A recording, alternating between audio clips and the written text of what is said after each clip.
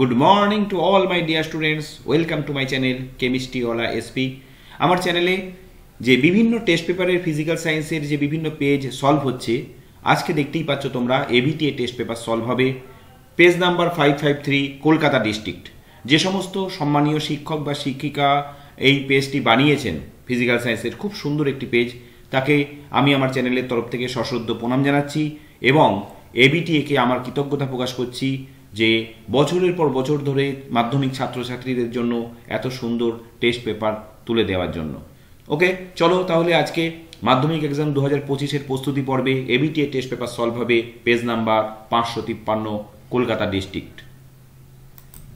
তো চলো শুরু করা যাক। প্রথমেই বিভাগ ক, এখানে 15টি এমসিকিউ থাকে তোমরা জানো। সঠিক বিকল্প ভিত্তিক প্রশ্ন, প্রতিটি প্রশ্নের নিচে 4টি করে বিকল্প উত্তর দেওয়া হয়, যেটি ঠিক সেটি লেখো। দেখো 1x15, এখানে কোনো অর থাকে না, 15টি প্রশ্নের উত্তর দিতে হয়, তোমরা জানো। চলো শুরু করি। 1.1, জলাভূমিতে উৎপন্ন মার্স গ্যাস হলো প্রকৃতপক্ষে option A CO2, option B CH3, option C CH2Cl2, option D কোনোটি নয়। সঠিক উত্তর কোনটা হবে? সঠিক উত্তর অবশ্যই হবে অপশন ডি। কেন? কারণ মার্স গ্যাস, দেখো মার্স গ্যাস মানে আমরা জানি কি গ্যাস? মার্স গ্যাস মানে আমরা জানি মিথেন। ওকে, মিথেন গ্যাস। কিন্তু এখানে দেখো CO2 রয়েছে, তাহলে এটা উত্তর হবে না। ক্লোরোফর্ম রয়েছে, এটা হবে না। মিথিলিন ক্লোরাইড হবে, এটা হবে না। তাহলে কোনোটি নয়, সেটা উত্তর হবে, তাই তো? যেহেতু মিথেনের মধ্যে নেই, তাহলে কোনোটি নয় উত্তর হবে। ওকে, জলাভূমিতে উৎপন্ন মার্স গ্যাস কি? জলাভূমিতে উৎপন্ন মার্স গ্যাস হচ্ছে মিথেন।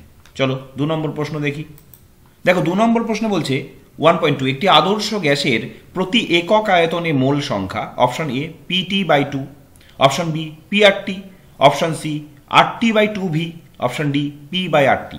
একটি আদর্শ গ্যাসের প্রতি একক আয়তনে মোল সংখ্যা, কোনটি উত্তর হবে? আচ্ছা চলো, এটা তো তোমরা নিজেরা করছোই, আমি দেখি করে দিই তোমাদের, তারপরে আমি সলভ করে উত্তরে যাব। দেখি আদর্শ গ্যাসের সমীকরণ কি জানি আমরা? আদর্শ গ্যাসের সমীকরণ আমরা জানি PV = nRT। সুতরাং যেখানে n মোল সংখ্যা, তাহলে n সমান তাহলে কি হবে? n সমান হবে PV/RT, তাই তো? এবার দেখো এখানে বলছে একক আয়তন, এখানে বলছে গ্যাসের প্রতি একক আয়তনে, তাহলে একক আয়তন মানে কি? V = 1, তাহলে V এর জায়গায় 1 বসিয়ে দাও, তাহলে মোল সংখ্যা n সমান কি হবে? P/RT। V এর জায়গায় 1 বসে গেল, তাহলে উত্তর কোনটা হবে? Option D. দেখো বুঝতে পারলে কিনা? প্রথমে আদর্শ গ্যাস সমীকরণ লিখলাম, যেখানে P চাপ, V আয়তন, n মোল সংখ্যা, আর মোলার গ্যাস ধ্রুবকটি উষ্ণতা পরম স্কেলে আমরা জানি, তাহলে n সমান PV/RT, n মোল সংখ্যা। এবার যেহেতু একক আয়তন বলেছে, V এর জায়গায় 1 বসিয়ে দিলাম, তাহলে P/RT। ওকে, চলো পরের প্রশ্ন দেখি। এভাবে প্রতিটি প্রশ্ন আমি সলভ তো অবশ্যই করে দেব, তার আগে তোমরা যারা পারছো তারা নিজেরা আগে করে নাও, আমি একটু সময় দেব, তারপরে তোমরা মিলিয়েও নিতে পারবে তোমাদের কটা ঠিক হলো। ওকে, চলো 1.3, 5 মোল জলের তড়িৎ বিশ্লেষণে উৎপন্ন হাইড্রোজেনের পরিমাণ। 5 মোল জলের তড়িৎ বিশ্লেষণে উৎপন্ন হাইড্রোজেনের পরিমাণ। Option A 4 gram, option B 5 gram, option C 20 gram, option D 10 gram. উত্তরটা হবে অবশ্যই অপশন ডি 10 গ্রাম। কেন একটু দেখে নাও। দেখো জলের তড়িৎ বিশ্লেষণটা আগে লিখছি, 2H2O হচ্ছে 2H2 + O2। তাহলে দেখতে পাচ্ছ, তোমরা পরিষ্কার দেখতে পাচ্ছ যে 2 মোল জল থেকে হাইড্রোজেন তৈরি হচ্ছে কত মোল? 2 মোল, তাই তো? তাহলে স্বাভাবিকভাবেই 5 মোল জলের তড়িৎ বিশ্লেষণ বলেছে, তাহলে হাইড্রোজেনও তৈরি হবে কত মোল? 5 মোল। 5 মোল হাইড্রোজেন উৎপন্ন হবে। এখন 1 মোল হাইড্রোজেনের ওজন কত গ্রাম? 2 গ্রাম। দেখতেই পাচ্ছ তোমরা H2, তাহলে স্বাভাবিকভাবেই 5 মোল হাইড্রোজেনের ওজন কত হবে? 10 গ্রাম। বোঝা গেল ব্যাপারটা? তাহলে উত্তর হবে অপশন ডি 10 গ্রাম। ক্লিয়ার? প্রত্যেকটা প্রশ্ন সুন্দর করে বুঝিয়ে দিচ্ছি, কিন্তু আমি হইচই করলে হবে না, ভালো করে বুঝে নাও, ঠিক আছে? এই প্রশ্নটাই যদি মাধ্যমিক পরীক্ষা আসে, যাতে তুমি সেখানে করতে পারো, সেইটা আমাদের এরকম হাজার প্রশ্ন পাবো আমরা, কিন্তু একবার যে প্রশ্নটা সামনে আসবে সেইটা যেন মাথায় গেঁথে যায়, এইভাবে তোমাদের শিখতে হবে। ক্লিয়ার? চলো নেক্সট প্রশ্ন দেখি। পরের প্রশ্ন 1.4, তাপের আদর্শ সুপরিবাহী ও আদর্শ অন্তরকের ক্ষেত্রে পরিবাহিতার মান যথাক্রমে, দেখো এটা আদর্শ সুপরিবাহী হবে, ও আদর্শ অন্তরকের ক্ষেত্রে পরিবাহিতার মান অপশন এ 1 এবং অসীম, অপশন বি 0 এবং অসীম, অপশন সি অসীম ও 0, অপশন ডি 1 এবং 0। প্রথমে দেখো আদর্শ সুপরিবাহী রয়েছে, পরে আদর্শ অন্তরক রয়েছে। কি চেয়েছে? তাপ পরিবাহিতার মান। আদর্শ সুপরিবাহী আর আদর্শ অন্তরক। অবশ্যই উত্তর হবে অপশন সি, অসীম এবং 0। আদর্শ সুপরিবাহীর তাপ পরিবাহিতা অসীম আর আদর্শ অন্তরকের তাপ পরিবাহিতা 0। খুব সুন্দর সুন্দর প্রশ্ন কিন্তু সেটটাই রয়েছে। ওকে, চলো পরের প্রশ্ন দেখি। 1.5 নিচের কোনটির তরঙ্গ দৈর্ঘ্য সর্বাধিক? অপশন এ এক্স রশ্মি, অপশন বি গামা রশ্মি, অপশন সি অবলোহিত রশ্মি, অপশন ডি অতিবেগুনি রশ্মি। কোনটির তরঙ্গ দৈর্ঘ্য সর্বাধিক? সঠিক উত্তর অবশ্যই হবে অপশন সি অবলোহিত রশ্মি। কেন? সব থেকে দেখো এক্স রশ্মি এই গামা রশ্মির তরঙ্গ দৈর্ঘ্য সব থেকে কম। তারপরে আসছে এক্স রশ্মি, তারপরে আসছে অতিবেগুনি রশ্মি, ইউভি রশ্মি লিখলাম সংক্ষেপে, অতিবেগুনি রশ্মি একই ব্যাপার। তারপরে হচ্ছে অবলোহিত রশ্মি বা আইআর রশ্মি, ইনফ্রারেড রশ্মি। বোঝা গেল ব্যাপারটা? তাহলে সব থেকে বেশি এখানে যে কটা রয়েছে তার মধ্যে অবলোহিত রশ্মি সব থেকে বেশি আর সব থেকে কম গামা রশ্মি। ক্লিয়ার? উত্তর হলো সি। নেক্সট চলো। প্রতিসরাঙ্ক ও আলোর তরঙ্গ দৈর্ঘ্যের সম্পর্ক। অপশন এ মিউ সমান A plus B by lambda square, option B mu সমান A by B lambda square, option C mu সমান A lambda by B, option D mu সমান A plus B by lambda. কোনটা সঠিক উত্তর হবে বলো? এখানে এটা একটা আলোর চ্যাপ্টারের শেষের দিকে দেখবে একটা সম্পর্ক রয়েছে প্রতিসরাঙ্কের সঙ্গে আলোর তরঙ্গ দৈর্ঘ্যের একটা সম্পর্ক। এটার অবশ্যই উত্তর হবে অপশন এ মিউ সমান A plus B by lambda square. Okay, এই সমীকরণটি বিজ্ঞানী কোচি এই সমীকরণটি নির্ণয় করেন। ওকে, বিজ্ঞানী কচি এই সমীকরণটি নির্ণয় করেন। এই সমীকরণে যেখানে এ আর বি এই দুটো কিন্তু ধ্রুবক, মনে রেখো, এ আর বি এই দুটো ধ্রুবক। আর এখানে মিউ হচ্ছে তোমার প্রতিসরাঙ্ক। তোমরা জানো বহু জায়গায় বহুবার তোমরা নানান অঙ্ক করেছো। মিউ প্রতিসরাঙ্ক বোঝায় আর ল্যামডাটা বোঝায় হচ্ছে তরঙ্গ দৈর্ঘ্য। ওকে, বোঝা গেল? তাহলে তরঙ্গ দৈর্ঘ্য বাড়লে মাধ্যমের প্রতিসরাঙ্ক কমে যায়। দেখতেই পাচ্ছ মিউ সমান 1 বাই ল্যামডা, অর্থাৎ মিউ আর ল্যামডাটা নিচে আছে, তাই তো? তাহলে তরঙ্গ দৈর্ঘ্য বাড়লে প্রতিসরাঙ্ক কমে আর তরঙ্গ দৈর্ঘ্য কমলে প্রতিসরাঙ্ক বাড়ে, অর্থাৎ ব্যস্তানুপাতিক সম্পর্ক। বোঝা গেল? তাহলে এটা মনে রেখো, এই সম্পর্কটা ইম্পর্টেন্ট। নেক্সট চলো পরের একটি প্রশ্ন। 1.7 বিওটি যে ভৌত রাশির একক তা হলো এ তড়িৎ শক্তি, বি তড়িৎ ক্ষমতা, সি প্রবাহ মাত্রা, ডি কোনোটি নয়। অবশ্যই BOT board of trade unit, যেটাকে আমরা বাড়িতে ইউনিট হিসেবে জানি, বোর্ড অফ ট্রেড ইউনিট, সেটা অবশ্যই বিওটি। অপশন হবে উত্তর হবে অপশন এ তড়িৎ শক্তি। ওকে, বিওটি তড়িৎ শক্তি একক, অর্থাৎ কোনো গৃহস্থালিতে কত পরিমাণ তড়িৎ শক্তি খরচ হলো সেটা বিওটি দ্বারা পরিমাপ করা হয়। ক্লিয়ার? বিওটি অঙ্ক তোমাদের আছে, তড়িৎ শক্তি এটার উত্তর হবে। নেক্সট চলো, খুব সুন্দর একটি প্রশ্ন। 1.8 এ একটি মৌলের পরমাণু যার পারমাণবিক সংখ্যা ওয়াই, ভর সংখ্যা এক্স। দেখতেই পাচ্ছ পরমাণু থেকে একটি বিটা কণা নির্গত হলে উৎপন্ন মৌলের ভর সংখ্যা ও পরমাণু ক্রমাঙ্ক হবে। A B C D 4টে option দেওয়া আছে। দারুণ একটা প্রশ্ন। দেখো প্রথমে ভর সংখ্যা, পরে পরমাণু ক্রমাঙ্ক দেওয়া আছে। আমি এখানে লিখলাম এ মৌলের পরমাণু যার পারমাণবিক সংখ্যা ওয়াই আর ভর সংখ্যা এক্স। কি বেরিয়েছে? একটা বিটা কণা বেরিয়েছে। তাহলে উত্তরে আমরা পরে যাব। আগে বলো তো দেখি কোনটা উত্তর হবে, নিজেরা বলো তো। অপশন এ এক্স প্লাস 4, ভর সংখ্যা পরমাণু ক্রমাঙ্ক ওয়াই প্লাস 2। দ্বিতীয়টা দেখো অপশন এক্স প্লাস 1, ভর সংখ্যা পরমাণু ক্রমাঙ্ক ওয়াই। তৃতীয়টা দেখো ভর সংখ্যা এক্স, পরমাণু ক্রমাঙ্ক ওয়াই মাইনাস 1। চতুর্থটা কোনোটিই নয়। এবার বিটা কণা নির্গত হলে আমরা কি জানি? বিটা কণা নির্গত হলে আমরা জানি ভর সংখ্যা কি থাকে? অপরিবর্তিত, এটা আমরা জানি। আর পারমাণবিক সংখ্যা কি হয়? 1 একক বেড়ে যায়। তাহলে ভর সংখ্যা এর কত ছিল? এক্স। দেখো তো অপরিবর্তিত কোথায় আছে? অপশন সিতে অপরিবর্তিত আছে, এক্সই আছে। কিন্তু ওয়াই 1 একক বেড়ে যাওয়ার কথা, কিন্তু ওয়াই মাইনাস 1 আছে, তাহলে এটা হবে না। আর এই দুটো তো হবেই না। তাহলে দেখো ভালো করে, বিটা কণা বেরিয়েছে মানে এর পারমাণবিক সংখ্যা নতুন হওয়ার কথা। আগে উত্তরটা লিখে নাও, ওয়াই প্লাস 1 আর ভর সংখ্যা অপরিবর্তিত এক্সই থাকবে। তাহলে উত্তরটা হওয়ার কথা এক্স আর ওয়াই প্লাস 1। কোথাও আছে কি এক্স আর ওয়াই প্লাস 1? নেই। তাহলে উত্তর হবে অপশন ডি। দেখো বুঝতে পারলে কিনা? আবার বুঝিয়ে দিচ্ছি। এই পরমাণু থেকে একটা বিটা কণা নির্গত হয়েছে, যার তাহলে বিটা কণা বেরোলে ভর সংখ্যা অপরিবর্তিত থাকে। ভর সংখ্যা তাহলে একই থাকবে, এক্স থাকবে।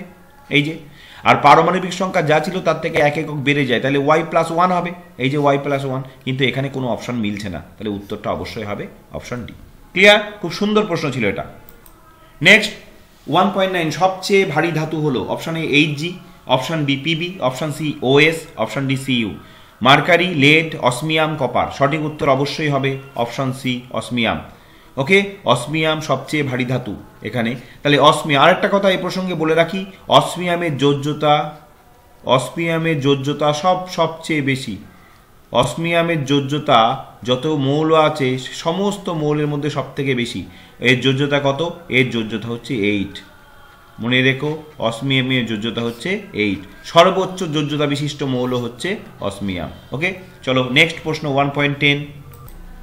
একটি ঋজু তড়িৎবাহী পরিবাহীর জন্য চৌম্বক বলরেখার আকার হলো অপশন এ আয়তাকার, অপশন বি বৃত্তাকার, অপশন সি বর্গাকার, অপশন ডি উপবৃত্তাকার। সঠিক উত্তর কোনটা হবে? সঠিক উত্তর অবশ্যই হবে অপশন বি বৃত্তাকার।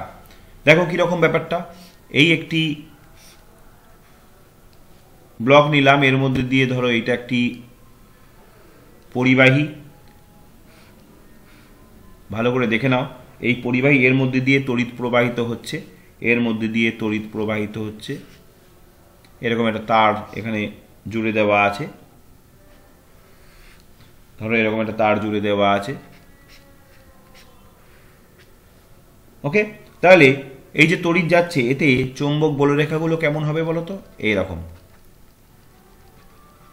এরকম চৌম্বক বলরেখা হবে। তাহলে বলরেখাগুলো কিরকম হলো? সমকেন্দ্রিক বৃত্তাকার হলো না? তাহলে একটি ঋজু তড়িৎবাহী পরিবাহী চৌম্বক বলরেখার আকার অবশ্যই হবে বৃত্তাকার। ক্লিয়ার? বুঝে নাও। নেক্সট চলো 1.11। কোন যৌগে অষ্টক সূত্র প্রযোজ্য? Option A BeCl2, option B BCl3, option C NH3, option D LiH। অষ্টক সূত্র প্রযোজ্য কোন যৌগে অষ্টক সূত্র প্রযোজ্য? সঠিক উত্তর হবে অষ্টক সূত্র প্রযোজ্য, সঠিক উত্তর হবে অবশ্যই অপশন সি NH3। কেন একটু দেখে নাও, এই দেখো BE, একটু বুঝে নাও ব্যাপারটা, হইচই করে লাভ নেই। BCl3, B এটা Cl, BCl3, NH3,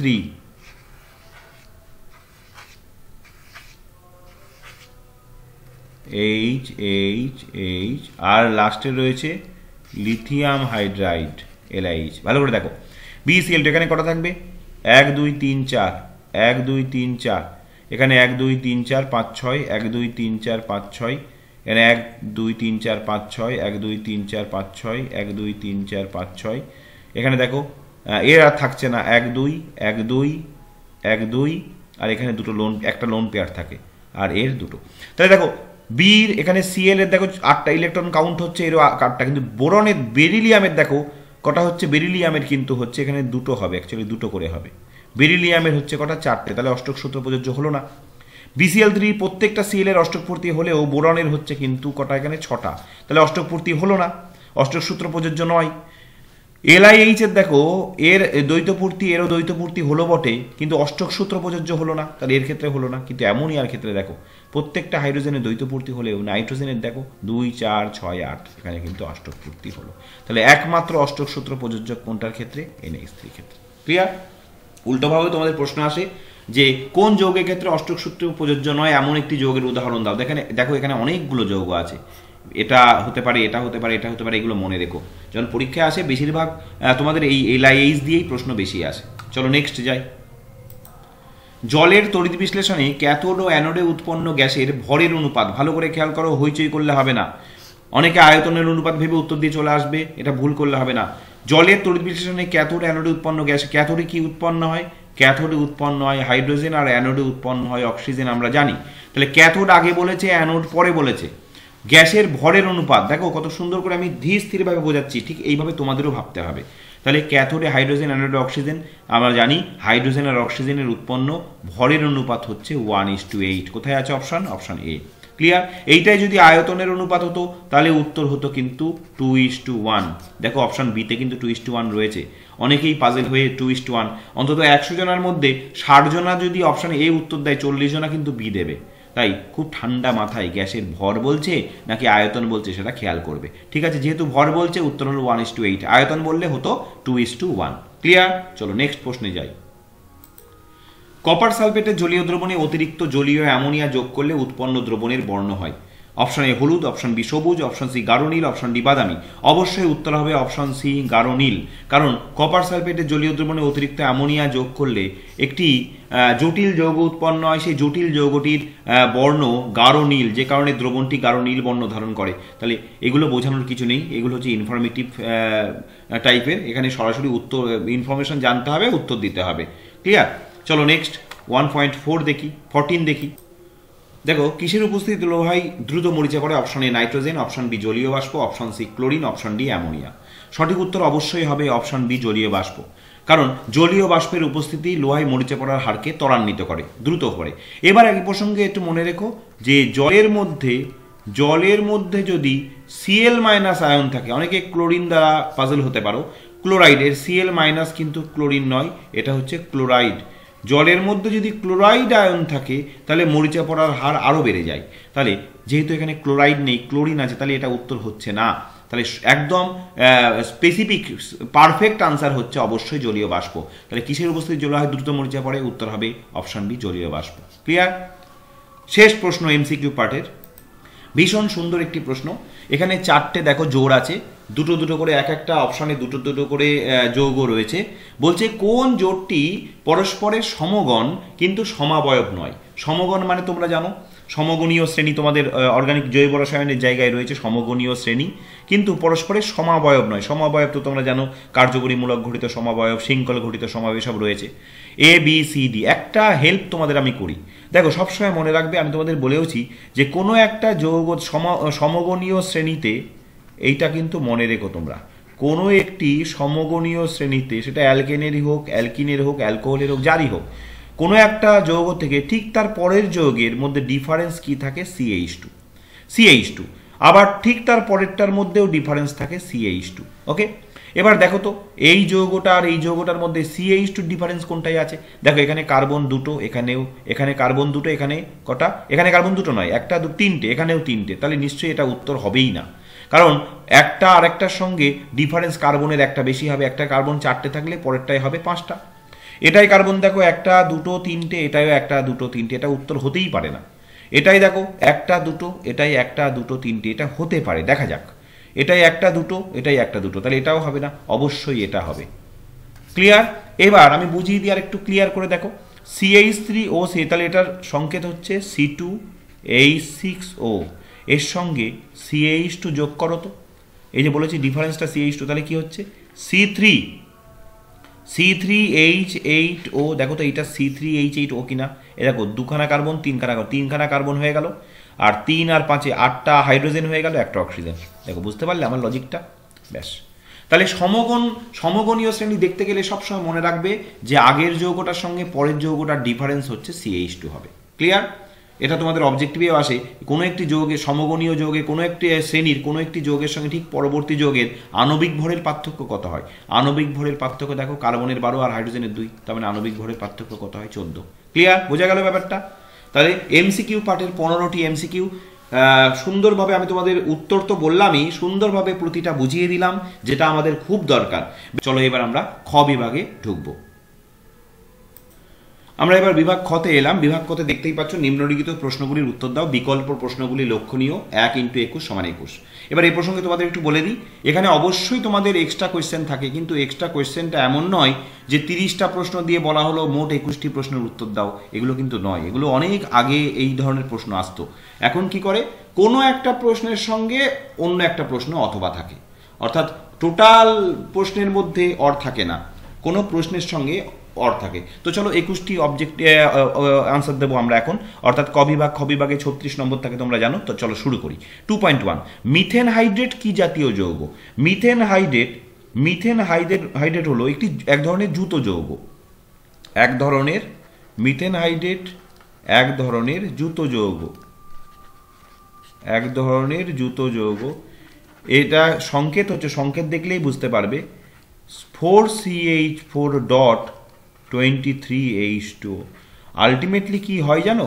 আলটিমেটলি জলের অণুগুলো পরস্পর যুক্ত এটা খাঁচার মতন একটা আকৃতি গঠন করে, ওর মধ্যে মিথেনের অণুগুলো আটকে যায়। ওকে, এটা ভবিষ্যতে আমাদের জ্বালানির একটা বড় সম্ভাবনাময় উৎস হতে পারে। হ্যাঁ, এই মিথেন হাইড্রেট। যাই হোক, 4CH+, এটা হচ্ছে তোমার এক ধরনের ক্ল্যাটরেট যৌগ। ক্লিয়ার? আর যদি সরাসরি উত্তর দিতে চাও বলে দেবে এক ধরনের কেলাসাকার যুত যৌগ। তাহলে বলে দেবে এক ধরনের মিথেন হাইড্রেট এক ধরনের কেলাসাকার যুত যৌগ, যার সংকেত হচ্ছে এইটা। চলো পরেরটা 2.2। ক্রমহ্রাসমান উষ্ণতা স্তর বায়ুমণ্ডলের কোন স্তরকে বলা হয়? ক্রমহ্রাসমান উষ্ণতা স্তর বায়ুমণ্ডলের ট্রপোস্ফিয়ারকে বলা হয়। ট্রপোস্ফিয়ারকে বলা হয় ট্রপোস্ফিয়ার। কেন? বায়ুমণ্ডলের ট্রপোস্ফিয়ারে প্রতি কিলোমিটার উচ্চতা বৃদ্ধিতে প্রতি কিলোমিটার উচ্চতা বৃদ্ধির জন্য উচ্চতা বৃদ্ধিতে 6.5 ডিগ্রি সেলসিয়াস হারে উষ্ণতা কমতে থাকে। উষ্ণতা কমতে থাকে। ওকে, এই জন্য একে ক্রমহ্রাসমান উষ্ণতা স্তর বলা হয় প্রতি কিলোমিটার। আর এই উষ্ণতা প্রতি কিলোমিটার উচ্চতা বৃদ্ধিতে এই যে উষ্ণতার কমে যাওয়ার এই হার, এটাকে বলা হয় ল্যাপস রেট। এ প্রসঙ্গে এটা একটু তোমাদের বলে দিলাম। দেখো, তারপর অথবা একটা প্রশ্ন আছে, সূর্য থেকে আগত ইউভি রশ্মিকে তাপীয় বিকিরণ বলে, উক্তিটি সত্য নাকি মিথ্যা? উক্তিটি অবশ্যই মিথ্যা। সূর্য থেকে আগত ইউভি রশ্মিকে তাপীয় বিকিরণ বলা হয় না। ওকে, তাহলে তথ্যটি মিথ্যা। চলো নেক্সট প্রশ্নে যাই। দেখো, এটাকে এইভাবে ভাবা যেতে পারে যে স্থির উষ্ণতায় বদ্ধ পাত্রে একটি গ্যাস আছে, উষ্ণতা অপরিবর্তিত থেকে ওই গ্যাস আরও কিছু পাত্রে যোগ করা হলো, সেক্ষেত্রে গ্যাসের চাপের কি পরিবর্তন হবে? দেখো, আমরা জানি কি জানি, পিভি সমান সমান আমরা জানি nRT। সুতরাং পি সমান সমান কি হচ্ছে? nRT/v। এবার এখানে দেখো n, এখানে আর ধ্রুবক, টি ধ্রুবক, এই যে স্থির উষ্ণতায় টি ধ্রুবক, আর ভিও ধ্রুবক। তাহলে তিনটেই ধ্রুবক। ভি ধ্রুবক হলো কেন?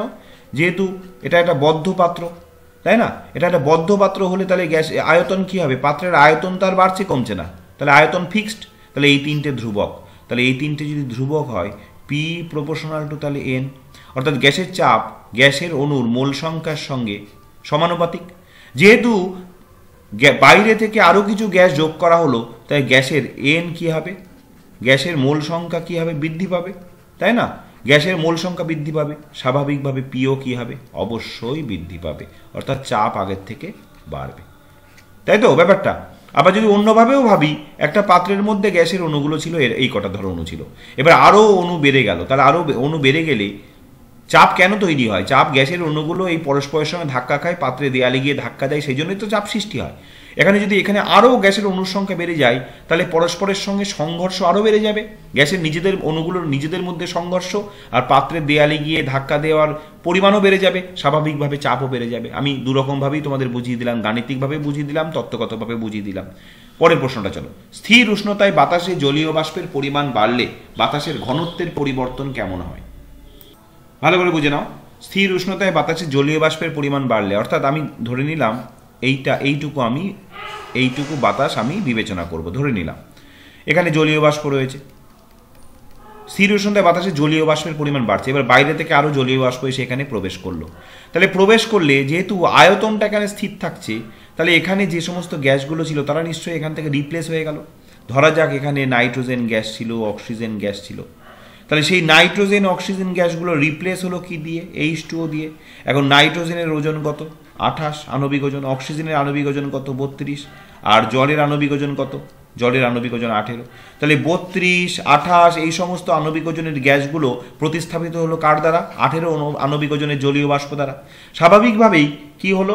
স্বাভাবিকভাবেই বায়ুর ওজন কি হলো? দেখো নিজেরাই বুঝতে পারবে। তাহলে বায়ুর ওজন কমে গেল, বায়ুর ওজন হ্রাস পেল, তাই তো? এইবার ঘনত্ব সমান আমরা কি জানি? ঘনত্ব মানে জানি ভর বাই আয়তন। দেখো বুঝে নাও ব্যাপারগুলো, ভর বাই আয়তন। এখন যেহেতু আয়তন একই থাকছে, আমি আয়তন একটা নির্দিষ্ট আয়তনের মধ্যেই বিচার করছি, আয়তন একই থাকছে, তাহলে ভর কমে গেল, স্বাভাবিকভাবেই ঘনত্ব কি হবে? ঘনত্ব কমে যাবে। বোঝা গেল? তার মানে ব্যাপারটা এমন দাঁড়াচ্ছে যে জলীয় বাষ্পর পরিমাণ বাড়া মানে বায়ুটা আর্দ্র হয়ে গেল, তাহলে আর্দ্র বায়ুর ঘনত্ব অবশ্যই কি হবে? কমে যাবে। ক্লিয়ার? আগের যা ঘনত্ব ছিল তার থেকে ঘনত্ব কমে যাবে। পরিষ্কার বুঝিয়ে দিলাম তোমাদের আমি। চলো নেক্সট প্রশ্নে যাই। দেখো এখানে একটা প্রশ্ন আছে, অথবাই 2.4 এর অথবাই গ্যাসের অণুগুলি পাত্রের দেওয়ালের সঙ্গে ড্যাশ সংঘর্ষ ঘটায়। তাহলে কি ধরনের সংঘর্ষ ঘটায়? শূন্যস্থান পূরণ করো। উত্তর অবশ্যই হবে, মনে রেখো, উত্তর হবে স্থিতিস্থাপক সংঘর্ষ। স্থিতিস্থাপক সংঘর্ষ, এটা মনে রেখো। গ্যাসের অণুগুলো পাত্রের দেয়ালের সঙ্গে স্থিতিস্থাপক সংঘর্ষ ঘটায়। এর জন্য কি হয়? স্থিতিস্থাপক সংঘর্ষ ঘটালে কি হবে? গ্যাসের অণুগুলোর এটা জেনে রেখো একটু, স্থিতিস্থাপক সংঘর্ষ হলে গ্যাসের অণুগুলির মোট ভরবেগ ও গতিশক্তির কোনো পরিবর্তন হয় না। গতিশক্তির কোনো পরিবর্তন ঘটে না। ওকে, মনে রেখো, এই বিশেষ সংঘর্ষকে বলা হয় স্থিতিস্থাপক সংঘর্ষ। ক্লিয়ার? পরের একটা প্রশ্ন দেখো, 2.5-এ কোনো কঠিন পদার্থের দৈর্ঘ্য প্রসারণ গুণাঙ্ক m ও ক্ষেত্র প্রসারণ গুণাঙ্ক n হলে 2m - n সমান কত? দেখো, আমরা কি জানি? কোনো কঠিন পদার্থের দৈর্ঘ্য প্রসারণ গুণাঙ্ক ক্ষেত্র প্রসারণ গুণাঙ্কের মধ্যে সম্পর্ক আমরা কি জানি? আমরা জানি আলফা সমান সমান বিটা বাই 2। গামা লিখলাম না, ওটা এখানে নেই যেহেতু লিখলাম না। এখানে দেখো বলছে দৈর্ঘ্য প্রসারণ গুণাঙ্ক m, তাহলে আলফার জায়গায় m বসিয়ে দাও, আর ক্ষেত্র প্রসারণ গুণাঙ্ক n হলে সমান সমান এখানে n বসিয়ে দাও। তাহলে এখান থেকে কি পাচ্ছি? এখান থেকে পাচ্ছি n সমান সমান কত পাচ্ছি? 2m পাচ্ছি। এবার দেখো মান চেয়েছে 2m - n এর, তাহলে 2m - n মানে 2mই রেখে দাও, আর n এর জায়গায় বসিয়ে দাও 2m, তাহলে কত হচ্ছে? 0। দেখো বুঝতে পারলে কিনা? আবার বুঝিয়ে দিচ্ছি। আমরা জানি যে কোনো কঠিন পদার্থের দৈর্ঘ্য প্রসারণ গুণাঙ্ক আলফা আর ক্ষেত্র প্রসারণ বিটা দিয়ে সূচিত করা হয়, তার আলফা সমান বিটা বাই 2 আমরা জানি। তাহলে এবার এখানে বলছে দৈর্ঘ্য প্রসারণ গুণাঙ্ককে যদি m দ্বারা সূচিত করা যায়, ক্ষেত্র প্রসারণ n হয়, তাহলে আলফার জায়গায় m বসালাম আর বিটার জায়গায় n বসিয়ে দিলাম, তাহলে n সমান সমান 2m হবে। এইবার 2m - n এর মান বের করতে বলেছি, তাহলে 2m - n, n এর জায়গায় আমি এই যে 2mটা বসিয়ে দিলাম, তাহলে 2m - 2m সমান 0। ওকে, বোঝা গেল? চলো নেক্সট কোয়েশ্চেন দেখি। দারুণ কোয়েশ্চেন, দারুণ, খুব সুন্দর সুন্দর প্রশ্ন কিন্তু। নাও কোয়েশ্চেন নাম্বার 2.6, মোটর গাড়ির হেডলাইট ড্যাশ দর্পণ ব্যবহৃত হয়। কি দর্পণ ব্যবহৃত হয়? এটা আমরা জানি, এটা আলোচনা কোনো দরকার নেই। এটা মোটর গাড়ির হেডলাইটে অবতল দর্পণ ব্যবহৃত হয়। অবতল দর্পণ ব্যবহৃত হয়। ওকে, চলো নেক্সট। আলোকরশ্মি ঘন মাধ্যম থেকে লঘু মাধ্যমে প্রতিষ্ঠিত হলে চ্যুতিকোণের মান কত হয়? দেখো, এটা অবিলম্ব এঁকে নিলাম, আমি এটা ধরলাম ঘন মাধ্যম আর এটা ধরলাম লঘু মাধ্যম। এবার আমরা জানি যে এইভাবে আলোকরশ্মিটা এলো, ঘন মাধ্যম থেকে লঘু মাধ্যমে গেলে আমরা জানি প্রতিসৃত রশ্মি, এটা আপতিত রশ্মি, প্রতিসৃত রশ্মি অবিলম্ব থেকে দূরে সরে যায়, এটা আমরা জানি। তাহলে এখানে আপতিত রশ্মিটা অবিলম্বের সঙ্গে যে কোণ উৎপন্ন করলো সেটা আপতন কোণ, আর প্রতিসৃত রশ্মিটা অবিলম্বের সঙ্গে যে কোণ উৎপন্ন করলো সেটা প্রতিসরণ কোণ। এবার আমরা জানি তাহলে দূরে সরে যায়, সেটা আমরা জানি ঘন থেকে লঘুতে গেলে। এবার বলছে চ্যুতিকোণের মান কত হয়। এবার চ্যুতিকোণের মান সবসময় আপতন কোণ আর প্রতিসরণ কোণের মধ্যে, যদি আপতন কোণ বড় হয় তাহলে আপতন কোণ থেকে প্রতিসরণ কোণ বিয়োগ করতে হয়, আর যদি প্রতিসরণ কোণ বড় হয় তাহলে প্রতিসরণ কোণ থেকে আপতন কোণ বিয়োগ করতে হয়। এক্ষেত্রে প্রতিসরণ কোণটা আপতন কোণের থেকে বড়, সুতরাং অবশ্যই চ্যুতিকোণ হবে, অবশ্যই চ্যুতিকোণ সমান সমান কি হবে? r - i। Clear? r - i। বোঝা গেল ব্যাপারটা?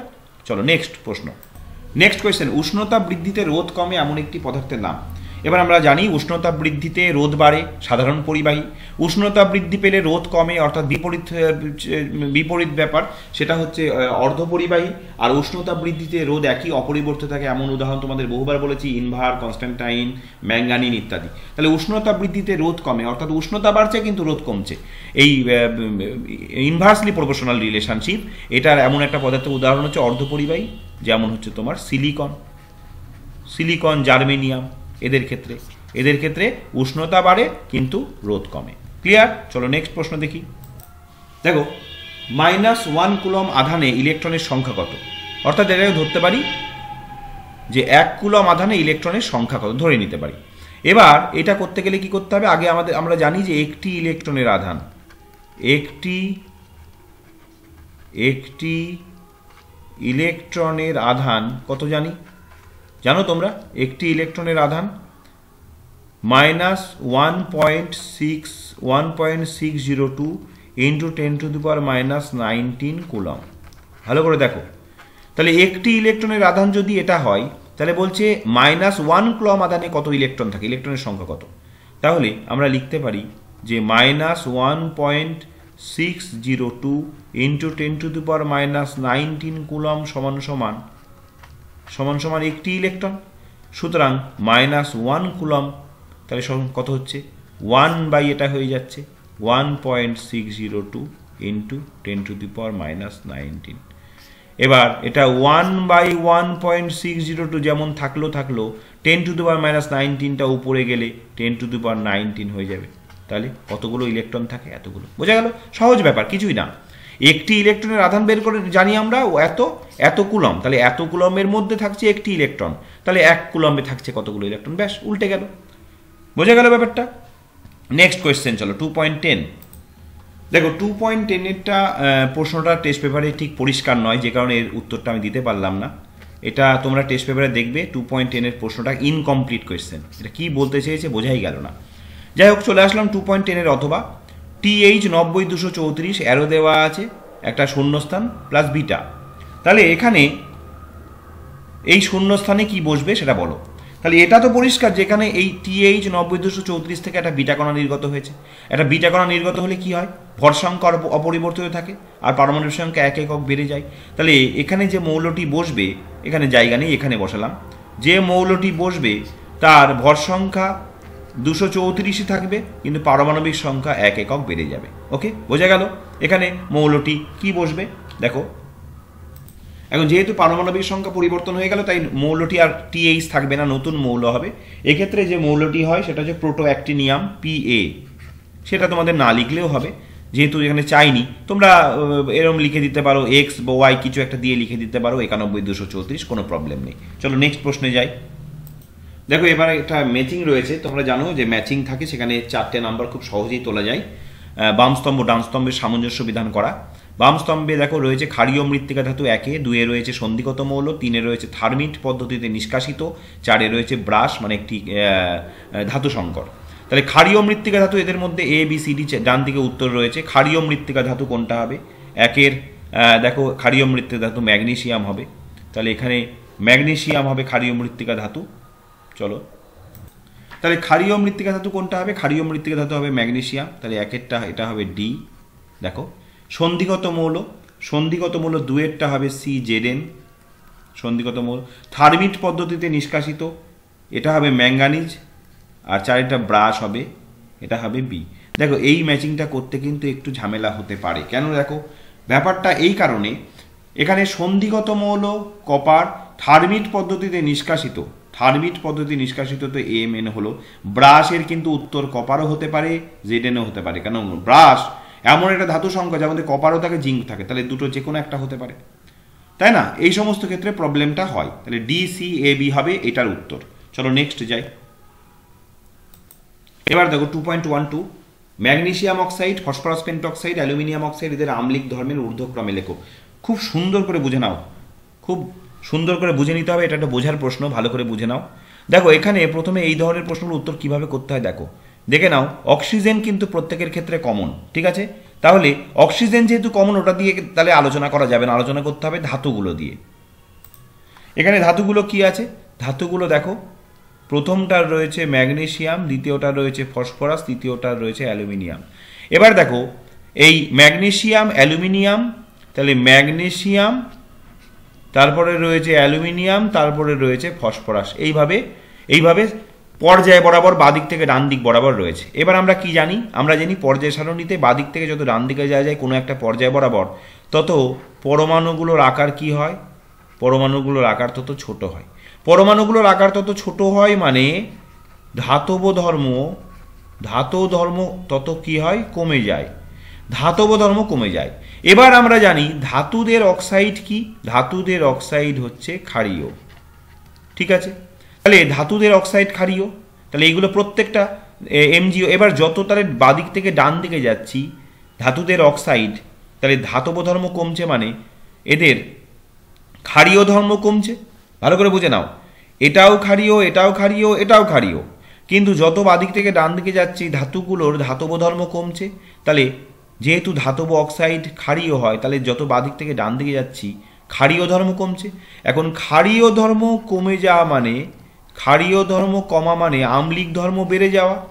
ভালো করে বোঝো, কারণ অধাতুর অক্সাইডরা আম্লিক হয়। তাহলে যত বাদিক থেকে ডান দিকে যাচ্ছি আম্লিক ধর্ম আস্তে আস্তে বাড়ছে। তার মানে সব থেকে আম্লিক কোনটা? এইটা সব থেকে আম্লিক। তারপরে আম্লিক কোনটা? এইটা, তাই না? সব থেকে আম্লিক তাহলে ওইটা হচ্ছে, তার থেকে কম আম্লিক এইটা, আর একদম কম আম্লিক এটা। এরা বলছে ঊর্ধ্বক্রমে। ঊর্ধ্বক্রমে মানে সব থেকে কম আম্লিক কোনটা? এমজিও। তারপরে আম্লিক কোনটা? Al2O3। আর সব থেকে বেশি আম্লিক কোনটা? P2O5। বুঝতে পারলে? ব্যাপারটা বোঝা গেল?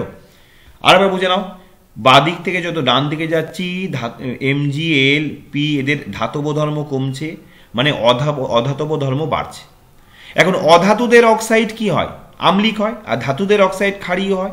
তাহলে যত ডান দিকে যাচ্ছি ক্ষারীয় ধর্ম কমছে আর আম্লিক ধর্ম বাড়ছে। এবার সব থেকে ডানে কে আছে? এ। তাহলে এর অক্সাইড P2O5 এটা সব থেকে বেশি আম্লিক, এই দেখো। তারপরে তার বাদিকে আছে Al, এর আম্লিক ধর্ম এর থেকে কম, তাহলে দ্বিতীয়। আর সব থেকে আম্লিক ধর্ম কার হবে? এটার কম হবে। বোঝা গেল? এই প্রশ্নটাই দিয়ে যদি বলতো ক্ষারীয় ধর্মের ঊর্ধ্বক্রমে লেখো, তাহলে সব থেকে বেশি ক্ষারীয় তখন কে হতো? MgO। তারপরে কে হতো? এটা, তারপরে এটা। বোঝা গেল ব্যাপারটা? চলো নেক্সট। প্রথম হ্রস্ব পর্যায়ের মৌল সংখ্যা হচ্ছে 8টি। কেন? দেখো, একদম প্রথমটাকে বলা হয় অতিহ্রস্ব পর্যায়। অতিহ্রস্ব পর্যায়ে কটা থাকে? ভেরি শর্ট পিরিয়ড 2টো। আর ফার্স্ট শর্ট পিরিয়ডে 8টা, প্রথম হ্রস্ব পর্যায়ে। দ্বিতীয় হ্রস্ব পর্যায়েও 8টা, 2 8 8, তাই তো? তারপরে বলা হয় লং কটা? 18। তারপরে ফার্স্ট লং, সেকেন্ড লং 18। তারপরে লংগেস্ট 2 8 8 18 18 32 লংগেস্ট। তারপরেরটা একদম শেষ সপ্তম পর্যায়ে 32টার একটু কম থাকে, এটা ইনকমপ্লিট বলা হয়। ওকে, চলো নেক্সট। 2.13 ধ্রুবীয় বন্ধন সৃষ্টিকারী পরমাণু দুটির তড়িৎ ঋণাত্মকতার পার্থক্য কেমন হওয়া উচিত? শোনো, আমরা জানি দুই ধরনের বন্ধন আছে, একটা হচ্ছে আয়নীয় বন্ধন আর একটা হচ্ছে সমযোজী বন্ধন। এটা বলে দিই তোমাদের, আয়নীয় বন্ধন আর সমযোজী বন্ধন। মনে রেখো, আয়নীয় বন্ধনে এ আর বি যদি বন্ধন তৈরি করে, এখানেও এ আর বি যদি বন্ধন তৈরি করে, মনে রেখো যদি এই দুটো মৌলের মধ্যে তড়িৎ ঋণাত্মক পার্থক্য অনেক বেশি হয়, পাউলিং স্কেলে 3 বা 4, 2 বা 3 এর বেশি হয়, তাহলে সেখানে আয়নীয় বন্ধন তৈরি হয়, ক্যাটায়ন আয়ন তৈরি হয়। কিন্তু তড়িৎ ঋণাত্মকতার পার্থক্য যদি প্রায় সমান হয়, কাছাকাছি হয়, তাহলে তৈরি হয় সমযোজী বন্ধন। বোঝা গেল ব্যাপারটা? অর্থাৎ বন্ধন সৃষ্টি করতে আগ্রহী দুটি পরমাণুর যদি তড়িৎ ঋণাত্মকতার পার্থক্য অনেক বেশি হয়, তাহলে তারা তৈরি করে আয়নীয় বন্ধন। আর অংশগ্রহণকারী পরমাণু দুটি তড়িৎ ঋণাত্মকতার পার্থক্য যদি না থাকে, অর্থাৎ তাদের তড়িৎ ঋণাত্মকতা সমান থাকে বা সামান্য পার্থক্য থাকে, তখন তৈরি হয় সমযোজী বন্ধন। মনে রেখো, ক্লিয়ার? তড়িৎ ঋণাত্মকতার পার্থক্য বেশি হলেই তখন আর সমযোজী বন্ধন হবে না। কি বন্ধন হবে? আয়নীয় বন্ধন। যেমন NaCl, এখানে সোডিয়াম আর ক্লোরিনের তড়িৎ ঋণাত্মকতার পার্থক্য অনেক বেশি বলেই এদের তড়িৎযোজী বন্ধন সৃষ্টি হয়। ক্লিয়ার? আবার H2O, অক্সিজেন আর হাইড্রোজেনের তড়িৎ ঋণাত্মকতার পার্থক্য খুব বেশি নয়, তাই এতে সমযোজী যৌগ তৈরি করে। ক্লিয়ার? চলো নেক্সট দেখি। দেখো পরের প্রশ্ন, নিষ্ক্রিয় মৌল হলেও বিশেষ শর্তে যৌগ গঠন করে এমন একটি মৌলের নাম। নিষ্ক্রিয় মৌলরা সাধারণত যৌগ গঠন করার কথা নয়, তাদের অষ্টক পূর্তি হয়ে গেছে, অষ্টক পূর্তি হয়ে গেলে তাদের রাসায়নিক বিক্রিয়া অংশগ্রহণ করার কথা নয়। কিন্তু তবুও বিশেষ শর্তে যৌগ গঠন করে এমন দুটো নিষ্ক্রিয় হচ্ছে, মনে রেখো, জেনন আর ক্রিপ্টন। জেনন যেমন XeF6, জেনন হেক্সাফ্লোরাইড যৌগ গঠন করে। XeF6 বিশেষ শর্তে এই XeF6 যৌগ গঠন হয়। ক্লিয়ার? তাহলে জেনন আর কে কি বললাম? জেনন আর হচ্ছে ক্রিপ্টন বিশেষ শর্তে যৌগ গঠন করতে পারে। ওকে, দেখো H2S এর সংস্পর্শে ক্ষারীয় সোডিয়াম নাইট্রোক্সাইড দ্রবণের বর্ণ কি হয়? এক্ষেত্রে এটা হবে বেগুনি বর্ণ। কারণ H2S ক্ষারীয় সোডিয়াম নাইট্রোক্সাইডের সঙ্গে বিক্রিয়া করে একটি বেগুনি বর্ণের জটিল যৌগ উৎপন্ন করে। এই বিশেষ বিক্রিয়া আমি আগেও বলেছি তোমাদের, মিলেনের বিক্রিয়া বলে। সরাসরি মিলেনের বিক্রিয়াটি লেখো বলেও তোমাদের পরীক্ষায় প্রশ্ন আসে। মিলেনের বিক্রিয়া, এই বিক্রিয়ার সাহায্যে H2S গ্যাসকে শনাক্ত করা হয়। ওকে, বেগুনি বর্ণ মনে রেখো। নেক্সট চলো পরের প্রশ্ন। 2.15 নাইট্রোলিম যে পদার্থের রাসায়নিক মিশ্রণ তা উল্লেখ করো। নাইট্রোলিম দুটো পদার্থের মিশ্রণ, এক হচ্ছে CaNCN আর একটা হচ্ছে কার্বন। অর্থাৎ এটাকে বলা হয় ক্যালসিয়াম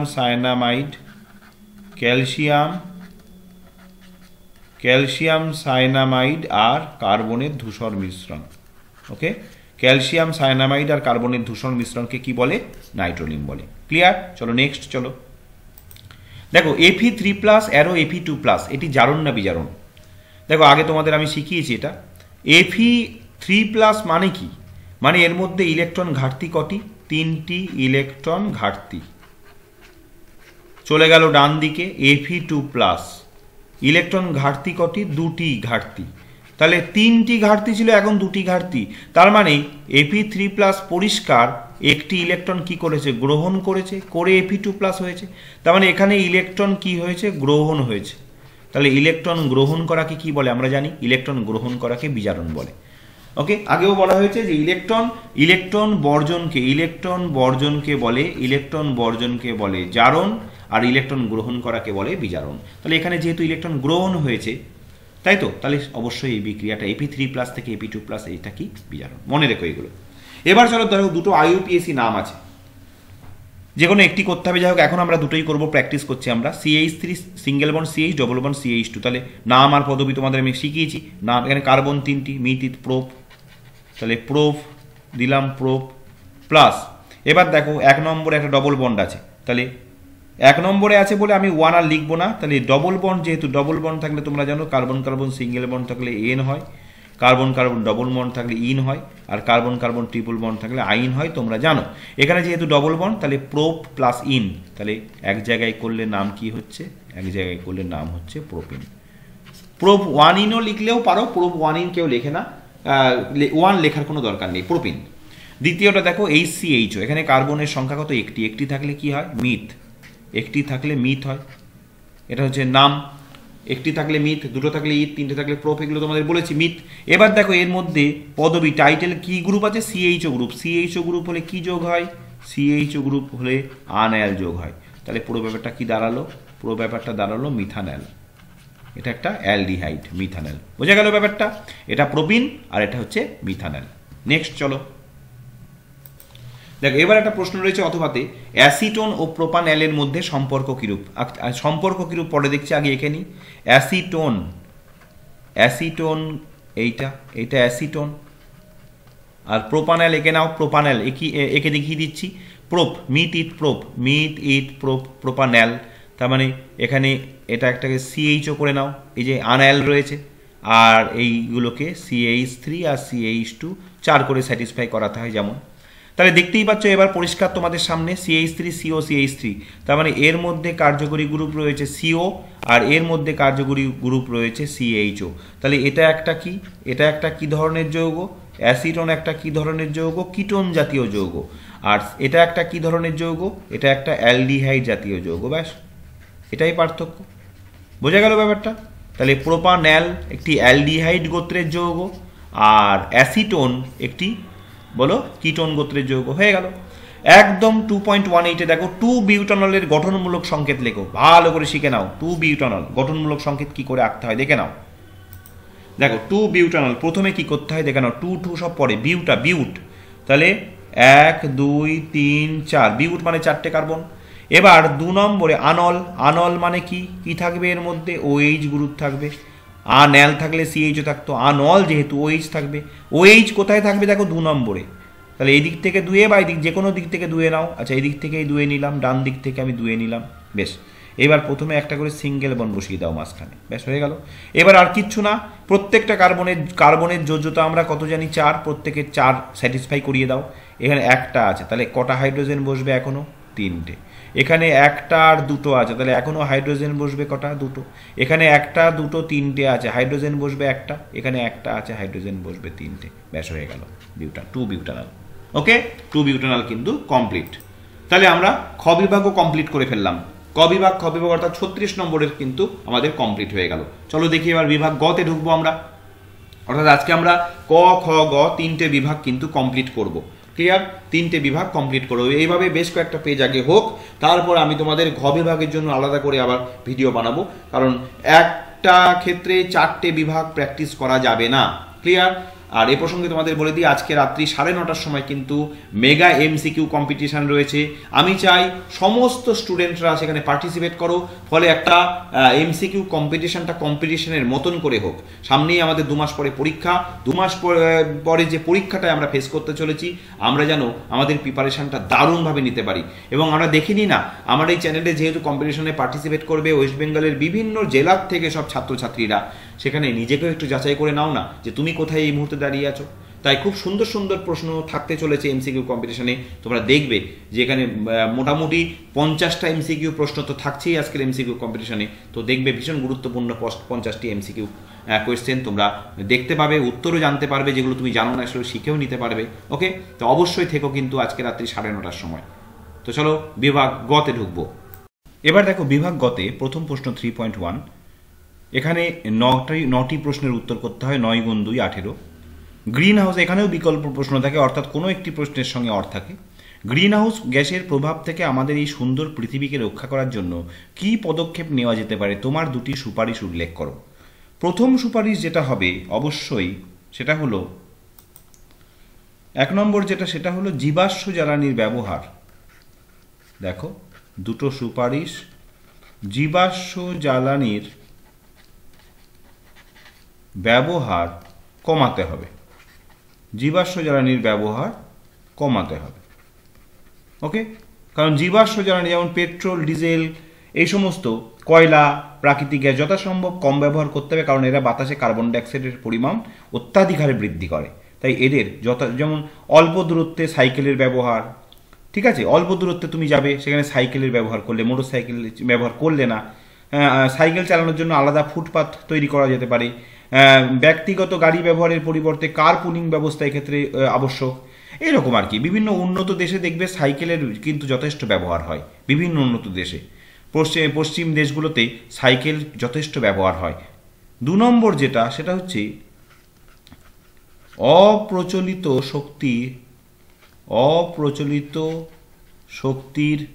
শক্তি উৎসের ব্যবহার বাড়াতে হবে।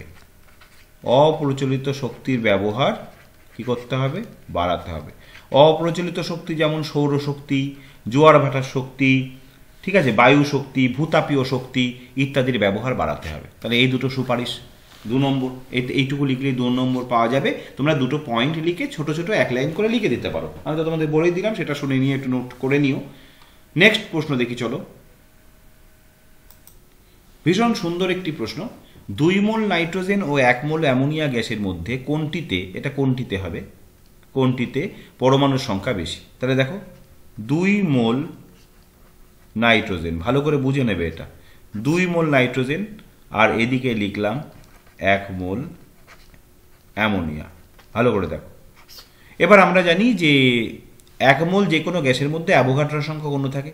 তাহলে 2 মোল নাইট্রোজেনের মধ্যে নাইট্রোজেনের অনুসংখ্যা কত? আগে লিখো তো।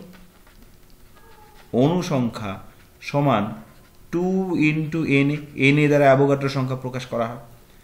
আর 1 মোল, ভালো করে বুঝে নাও বিষয়টা, 1 মোল অ্যামোনিয়াতে অনুসংখ্যা কত? অনুসংখ্যা Na, 1 × Na বা Na, তাই তো? এইবার একটি নাইট্রোজেনের একটি অণুতে মোট পরমাণু কত?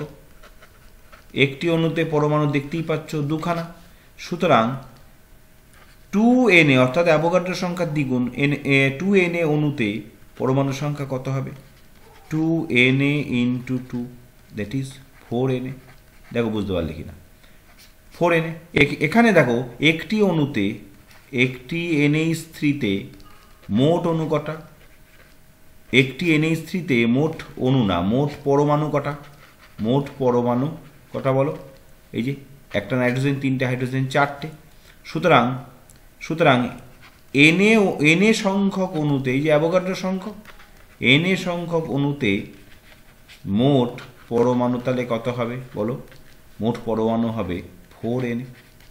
বোঝা গেল? তাহলে 2টোর মধ্যেই দেখতে পাচ্ছ পরমাণু সংখ্যা সমান। দেখো বুঝতে পারলে কিনা? আরেকবার বুঝিয়ে দিচ্ছি আমি। এখানে রয়েছে 2 মোল নাইট্রোজেন। 1 মোল যে কোনো গ্যাসের মধ্যে অণু সংখ্যা থাকে অ্যাভোগাড্রো সংখ্যা। অ্যাভোগাড্রো সংখ্যার মান হচ্ছে 6.022 × 10⁻23। এত বড় সংখ্যা না লিখে আমি এটাকে Na দ্বারা প্রকাশ করলাম, Na দ্বারাই প্রকাশ করা হয়। তাহলে 2 মোল নাইট্রোজেনে অণু সংখ্যা তাহলে 2 × অ্যাভোগাড্রো সংখ্যা 2Na। আবার দেখো এখানে 1 মোল অ্যামোনিয়া আছে, তাহলে 1 মোল অ্যামোনিয়াতে অণু সংখ্যা কত হবে? Na। ক্লিয়ার? আচ্ছা, এইবার দেখো একটা নাইট্রোজেনের অণুতে পরমাণু কটা? 2টো। তাহলে এই 2Na সংখ্যক মোট নাইট্রোজেনের অণুর মধ্যে পরমাণু সংখ্যা থাকবে 2Na × 2, তার মানে 4Na। আবার দেখো একটা অ্যামোনিয়ার অণুর মধ্যে মোট পরমাণু সংখ্যা কটা, একটা নাইট্রোজেন আর 3টে হাইড্রোজেন, 4টে, এই যে 4টে, তাহলে এন এ সংখ্যক মোট অ্যামোনিয়া অণুর মধ্যে মোট পরমাণু সংখ্যা 4 ইন্টু এন এ, তার মানে 4 এন এ। তাহলে দেখা যাচ্ছে দুটোর ক্ষেত্রেই পরমাণু সংখ্যা, তাহলে উভয় ক্ষেত্রে পরমাণু সংখ্যা এখানে সমান হচ্ছে। তো উভয় ক্ষেত্রে পরমাণু সংখ্যা বলো, উভয় ক্ষেত্রে পরমাণু সংখ্যা এখানে সমান। দেখো বুঝতে পারলে ব্যাপারটা, ক্লিয়ার বুঝতে পারলে? চলো নেক্সট প্রশ্নে চলো। নেক্সট কোয়েশ্চেন, এনটিপিতে থাকা একটি গ্যাসের উষ্ণতা স্থির রেখে চাপ কত করলে তার আয়তন পূর্বের আয়তনের 4 গুণ হবে? খুব সুন্দর প্রশ্ন, ভালো করে বুঝে নাও, এটাও বুঝে নেওয়ার প্রশ্ন। দেখো এখানে উষ্ণতা স্থির, তাহলে উষ্ণতা স্থির মানে কি সূত্র? বয়েলের সূত্র। এখন তাহলে বয়েলের সূত্রের গাণিতিক রূপ কি? বয়েলের সূত্রের, ভালো করে এটাও বুঝে নাও, গাণিতিক রূপ, কারণ এগুলো ইনফরমেটিভ নয়, এগুলো অ্যাপ্লাইড টাইপের, বুঝে নিতে হয়। P1 V1 সমান সমান P2 V2। এবার চাপ কত করলে তার আয়তন পূর্বের আয়তনে 4 গুণ হবে? তাহলে সুতরাং এখান থেকে আমি লিখতে পারি P2 সমান সমান তাহলে কি হচ্ছে গো? P1 V1 by V2। এখন আয়তন পূর্বের আয়তনে 4 গুণ হবে, তাহলে স্বাভাবিকভাবেই V2টা কত? 4V1। এই যে নতুন আয়তনটা পূর্বের আয়তনে 4 গুণ, তাহলে P2 সমান সমান P1 ইন্টু V1, আর V2-র জায়গায় বসিয়ে দাও 4V1, V1 কেটে গেল, সুতরাং P2টা হবে P1/4। অর্থাৎ ব্যাপারটা তাহলে কি করতে হবে? চাপ কত করলে, চাপ তাহলে কি করতে হবে? চাপ, সুতরাং চাপ কি করতে হবে? দেখো পূর্বের আয়তনে 4 গুণ আয়তন হয়ে যাচ্ছে, পূর্বের চাপে 4 গুণ কমিয়ে দিতে হবে। চাপ পূর্বের চাপের 4 গুণ কি করতে হবে বলো? হ্রাস করতে হবে, অর্থাৎ কমাতে হবে। তাই তো জানি আমরা কি জানি? আমরা জানি চাপ আর আয়তনের সম্পর্ক কি? ব্যস্তানুপাতিক। এটা একটা লেখচিত্র, অর্থাৎ চাপ যত কমানো যায় আয়তন তত বাড়ে। এখানে পুরো আমি সমীকরণ দিয়ে বুঝিয়ে দিলাম, ঠিক আছে? P1 V1 সমান P2 V2, তাহলে P2 যেহেতু চাপ বের করতে হবে, আমি P2টাকে বাদিকে রাখলাম, P2 সমান P1 V1 বাই V2। এবার যেহেতু বলছে আয়তন, অন্তিম আয়তন পূর্বের আয়তন 4 গুণ হয়েছে, তাহলে V2-র জায়গায় 4V1 বসিয়ে দিলাম, V1 কেটে গেল, P1/4, তাহলে P2 সমান P1/4। অর্থাৎ অন্তিম চাপ মানে ফাইনাল চাপ কত করলে চাপটা P1/4 পূর্বের চাপের 4 গুণ কমিয়ে দিতে হয়েছে, তাই তো? চাপ যত কমাবো ততই তো আয়তন বাড়বে, আর চাপ বাড়ালে আয়তন কমে, তোমরা জানো। তাহলে এই প্রশ্নটা এবং আগের প্রশ্নটা দুটোই কিন্তু ভীষণ সুন্দর প্রশ্ন ছিল, ঠিক আছে? দুটোই যাদের এই চ্যাপ্টারগুলোতে কনসেপশন ক্লিয়ার তারাই এই প্রশ্নের উত্তর দিতে পারবে। চলো পরের প্রশ্নে যাই। এবারে 3.3 প্রশ্নটা দেখো, আবার ইনফরমেটিভ প্রশ্ন, এটা মুখস্থ করে এর উত্তর দেওয়া যায়। আগের প্রশ্নগুলো কিন্তু শুধু বুঝে উত্তর দিতে হয়। মায়োপিয়া কি, এর প্রতিকার উল্লেখ করো। দেখো মায়োপিয়া হচ্ছে এটা চোখের এক ধরনের সমস্যা, দৃষ্টিজনিত ত্রুটি। যদি চোখ কাছের জিনিসকে পরিষ্কার দেখতে পায়, কাছের জিনিসকে পরিষ্কার দেখতে পায়, কিন্তু দূরের জিনিসকে পরিষ্কার দেখতে পায় না, তখন দৃষ্টিজনিত এই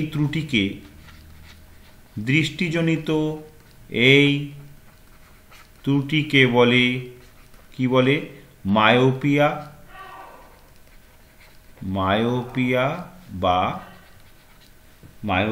বা হ্রস্ব দৃষ্টি। ওকে, মায়োপিয়া বা হ্রস্ব। তাহলে কি বলছে? চোখ কাছের জিনিসকে স্পষ্ট দেখতে পায় কিন্তু দূরের জিনিসকে স্পষ্ট দেখতে পায় না। তাহলে দৃষ্টিজনিত এই ত্রুটিকে হ্রস্বদৃষ্টি বা মায়োপিয়া বলে। সাধারণত চক্ষু লেন্সের ফোকাস দৈর্ঘ্য কমে গেলে এই ধরনের ত্রুটি দেখা যায়। এর প্রতিকারটা লেখো, টু দ্য পয়েন্ট আনসার দেবো, অতিরিক্ত কথা বলবো না। আমি এখন তোমাদের বোঝাচ্ছি তাই কিছু কিছু এক্সট্রা ইনফরমেশন দিয়ে দিচ্ছি, কিন্তু পরীক্ষার খাতায় কিন্তু একদম টু দি পয়েন্ট উত্তর লিখতে হবে। প্রতিকার কি? প্রতিকার হচ্ছে উপযুক্ত ফোকাস দৈর্ঘ্যের অবতল লেন্স, উপযুক্ত ফোকাস দৈর্ঘ্যের অবতল লেন্স ব্যবহার করতে হবে। কেন ব্যবহার করতে, কি অত কিছু লেখার দরকার নেই। উপযুক্ত ফোকাস দৈর্ঘ্যের অবতল লেন্স ব্যবহার করতে হবে। উপযুক্ত ফোকাস দৈর্ঘ্যের অবতল লেন্স যুক্ত চশমা, আর কি যুক্ত চশমা ব্যবহার করতে হবে। ওকে, বোঝা গেল ব্যাপারটা? এই ধরনের প্রশ্ন হলে ছবি টবি কিচ্ছু আঁকার দরকার নেই, জাস্ট এটুকু লিখে দেবে, হয়ে যাবে। একই রকমভাবে দীর্ঘদৃষ্টির ক্ষেত্রে কি হয়, দূরের জিনিসকে দেখতে পায় কিন্তু কাছের জিনিসকে দেখতে পায় না, সেক্ষেত্রে উপযুক্ত ফোকাস দৈর্ঘ্যের উত্তল লেন্স ব্যবহার করতে হয়, ইত্যাদি। চলো পরের প্রশ্নে যাই। দেখো এবারে প্রশ্নটা, আপেক্ষিক প্রতিসরাঙ্ক ও পরম প্রতিসরাঙ্কের মধ্যে সম্পর্ক স্থাপন করতে হবে। চলো আমি আগে লিখে নিই, তারপর তোমাদের বোঝাচ্ছি। এবার দেখো, আপেক্ষিক প্রতিসরাঙ্ক ও পরম প্রতিসরাঙ্কের মধ্যে সম্পর্ক স্থাপন, এটা ব্যাপারটা হচ্ছে, এটা ধরা যাক, দেখো আপেক্ষিক প্রতিসরাঙ্ক পরম প্রতিসরাঙ্কের মধ্যে সম্পর্ক স্থাপন, ধরা যাক দুটি মাধ্যম এ এবং বি এর পরম প্রতিসরাঙ্ক যথাক্রমে মিউ এ মিউ বি। এই দুই মাধ্যমে কোনো নির্দিষ্ট বর্ণের আলোকরশ্মির বেগ যথাক্রমে ভিএ ও ভিবি হলে মিউ এ সমান সি বাই ভিএ এবং মিউ বি সমান সি বাই ভিবি। কেন লিখলাম? কারণ আমরা জানি কোনো মাধ্যমের পরম প্রতিসরাঙ্ক সমান শূন্য মাধ্যমে আলোর বেগ বা ওই মাধ্যমে আলোর বেগ। তাহলে এ মাধ্যমের পরম প্রতিসরাঙ্ক মিউ এ সমান শূন্য মাধ্যমে আলোর বেগ সি বাই ওই মাধ্যমে আলোর বেগ ভিএ। দেখো এখানে সি পরিষ্কার লেখা আছে, শূন্য মাধ্যমে আলোর বেগ ধরে নেওয়া হয়েছে। তাহলে একই রকমভাবে মিউ বি হবে শূন্য মাধ্যম আলোর বেগ বা ওই মাধ্যম আলোর বেগ সি বাই ভিবি। এবার দেখো এই দুটো লিখে নিলাম। এইবার এ মাধ্যমের সাপেক্ষে বি মাধ্যমের আপেক্ষিক প্রতিসরাঙ্ক আমরা এ মিউ বি এই ফর্মে লিখি, আমরা জানি এ মিউ বি সমান কি হয়, ভিএ বাই ভিবি, কারণ প্রতিসরাঙ্কের সঙ্গে বেগের উল্টো সম্পর্ক, ভিএ বাই ভিবি। এইবার দেখো ভিএ বাই ভিবিটাকে একটু কায়দা করে লিখলাম, C by VB by C by VA. দেখো ঠিকঠাক করে এখানে একটুখানি কায়দা করা আছে, এটা পুরো ঠিকঠাক করে লিখলে দেখো ভিএ উপরে চলে যাচ্ছে, ভিবি নিচে, ব্যাপার সে একই থাকছে, শুধু এই ফর্মটাকে আনার জন্য। তাহলে সি বাই ভিবি মানে এই যে মিউ বি উপরে থাকলো, আর সি বাই ভিএ মানে মিউ এ, তাহলে মিউ বি মিউ এ। তাহলে এ মিউ বি অর্থাৎ এ মাধ্যমের সাপেক্ষে বি মাধ্যমের আপেক্ষিক প্রতিসরাঙ্ক সমান বি মাধ্যমের পরম প্রতিসরাঙ্ক বা এ মাধ্যমের পরম প্রতিসরাঙ্ক। প্রমাণ হয়ে গেল, সুন্দর করে লেখা থাকলো। এটা সব বইয়ে তোমরা পাবে না, এত সুন্দরভাবে সব বইয়ে পাবে না, একটু লিখে নিও খাতায়। এইটা কিন্তু পরীক্ষায় আসার মতন ভীষণ গুরুত্বপূর্ণ একটি প্রশ্ন। ঠিক আছে, চলো নেক্সট প্রশ্নে যাই। দেখো 220 ভোল্ট 100 ওয়াট আর 220 ভোল্ট 40 ওয়াট রেটিংযুক্ত বৈদ্যুতিন বাতির ফিলামেন্টের রোধের অনুপাত নির্ণয় করো। এখন দেখো দুটো বাতি দুদিকে লিখে নিলাম, এদিকে লিখলাম 220 ভোল্ট 100 ওয়াট আর এদিকে লিখলাম 220 ভোল্ট 40 ওয়াট, দুদিকে লিখে নিলাম। এবার আমরা জানি, আমরা কি জানি, রোধ আর সমান সমান আমরা জানি V square by P formula. এবার এখানে ইউজ করব, এখানেও ইউজ করব। তাহলে এখানে আর ওয়ান সমান সমান তাহলে ভি স্কোয়ার মানে 220 ইন্টু 220 বাই কত লিখবো, পি মানে কত 100। তাহলে 0 0 কেটে গেল, 0 0 কেটে গেল, এটা সম্ভবত হবে 484, 22কে 22 দিয়ে গুণ করলে। আর এখানে R2 সমান সমান হবে 220 ইন্টু 220 বাই 40। তাহলে 0 কাটলো, তাহলে এখানে যেটা উত্তর হবে সেটা হলো, এখানে হবে দেখলাম আমি ক্যালকুলেট করে 1210 ওহম। তাহলে এখানে 484 ওহম, এখানে 1210 ওহম। এবার বলছে রোধের অনুপাত, সুতরাং রোধের অনুপাত হবে R1 বাই R2 সমান 484 বাই 1210। 2 দিয়ে কাটো, 2, এখানে হবে 605। ঠিক আছে, 605। আর কি যাচ্ছে দেখো 242, 605। তারপরে দেখো 11 দিয়ে যাবে, 11 দুগুণে 22, 2 2, 11 দুগুণে 22, এটা হচ্ছে 5 5 5। তার মানে আবার 11 দিয়ে 2 5। তাহলে আলটিমেটলি যেটা হবে সেটা হচ্ছে R1:R2 সমান হবে 2:5। ওকে, বোঝা গেল? ফর্মুলাটা কিন্তু মনে রেখো, এইটাই হচ্ছে ফর্মুলা। দুটো রোধ আমি বের করে নিলাম, ভোল্টেজ দেওয়া আছে আর ক্ষমতা দেওয়া আছে 100, এখানে 100 বসালাম, এখানে 40 বসালাম, দিয়ে দুটো রোধ বের করে নিলাম, দুটো রোধ বের করে নিয়ে তাদের অনুপাত করে দিলাম। বেশ, পরের প্রশ্নে চলো। দেখো পরের প্রশ্নে বলছে আয়নীয় যৌগসমূহের গলনাঙ্ক ও স্ফুটনাঙ্কের মান উচ্চ হয় কেন। এটা এই প্রশ্নটা আগেও আমি তোমাদের বলেছি, যে আয়নীয় যৌগরা কি দিয়ে তৈরি হয়? আয়নীয় যৌগরা তৈরি হয় দুটো জিনিস দিয়ে। এক হচ্ছে আয়নীয় যৌগরা ক্যাটায়ন থাকে আর অ্যানায়ন থাকে, তাই তো তোমরা জানো ক্যাটায়ন আর অ্যানায়ন তৈরি থাকে। এইবার যেমন ধরো একটা উদাহরণ দিয়ে বলি তখন তোমাদের বুঝতে সুবিধা হবে। ধরো NaCl, NaCl এর Na+, এটাকে বলা হয় ক্যাটায়ন, তাই তো, এটাকে বলা হয় ক্যাটায়ন, আর Cl- এটাকে বলা হয় অ্যানায়ন। এখন এই Na+ আর Cl- এই দুই আয়নের মধ্যে ভীষণ শক্তিশালী একটি আকর্ষণ বল কাজ করে, তার নাম স্থির তড়িৎ আকর্ষণ বল। ভালো করে বুঝে নাও, স্থির তড়িৎ আকর্ষণ বল কাজ করে। যে কারণে এই যেহেতু ক্যাটায়ন অ্যানায়নের মধ্যে ভীষণ শক্তিশালী একটি আকর্ষণ বল কাজ করে, তাই প্রত্যেকটি ক্যাটায়ন অসংখ্য অ্যানায়নকে, আবার প্রত্যেকটি অ্যানায়ন অসংখ্য ক্যাটায়নকে কি করে? তীব্র তড়িতাকর্ষণ বলের দ্বারা মুড়ির মোয়া, দেখেছো তো মুড়ির মোয়া যেমন মুড়িগুলো জোটবদ্ধ হয়ে থাকে পরস্পরের সঙ্গে, তেমনি এখানে ক্যাটায়ন অ্যানায়নগুলো পরস্পরের সঙ্গে তীব্রভাবে জোটবদ্ধ হয়ে থাকে। এই জোটবদ্ধ হয়ে থাকার ফলে এদের গলনাঙ্ক স্ফুটনাঙ্ক কী হয়? এদেরকে পৃথক করতে, এই আয়নগুলোকে পরস্পর থেকে পৃথক করতে কি অনেক বেশি শক্তি দিতে হবে। অনেক বেশি শক্তি দেওয়া মানেই তো এদের গলনাঙ্ক স্ফুটনাঙ্কের মান অনেক কী হয়? উচ্চ হয়। বোঝা গেল ব্যাপারটা? সুন্দর করে বুঝিয়ে দিলাম, তোমরা নোট আকারে লিখে নিও, ঠিক আছে? তাহলে উল্টো দিকে সমযোজী যৌগের মধ্যে মাত্র ভীষণ দুর্বল ভ্যান ডার ওয়ালস আকর্ষণ বল কাজ করে, সেই জন্য সমযোজী যৌগদের পরস্পর থেকে পৃথক করতে খুব বেশি শক্তির প্রয়োজন হয় না। তাই আয়নীয় যৌগদের তুলনায় সমযোজী যৌগদের গলনাঙ্ক স্ফুটনাঙ্কের মান অনেক কম হয়। পরিষ্কার বুঝতে পারলে কেন?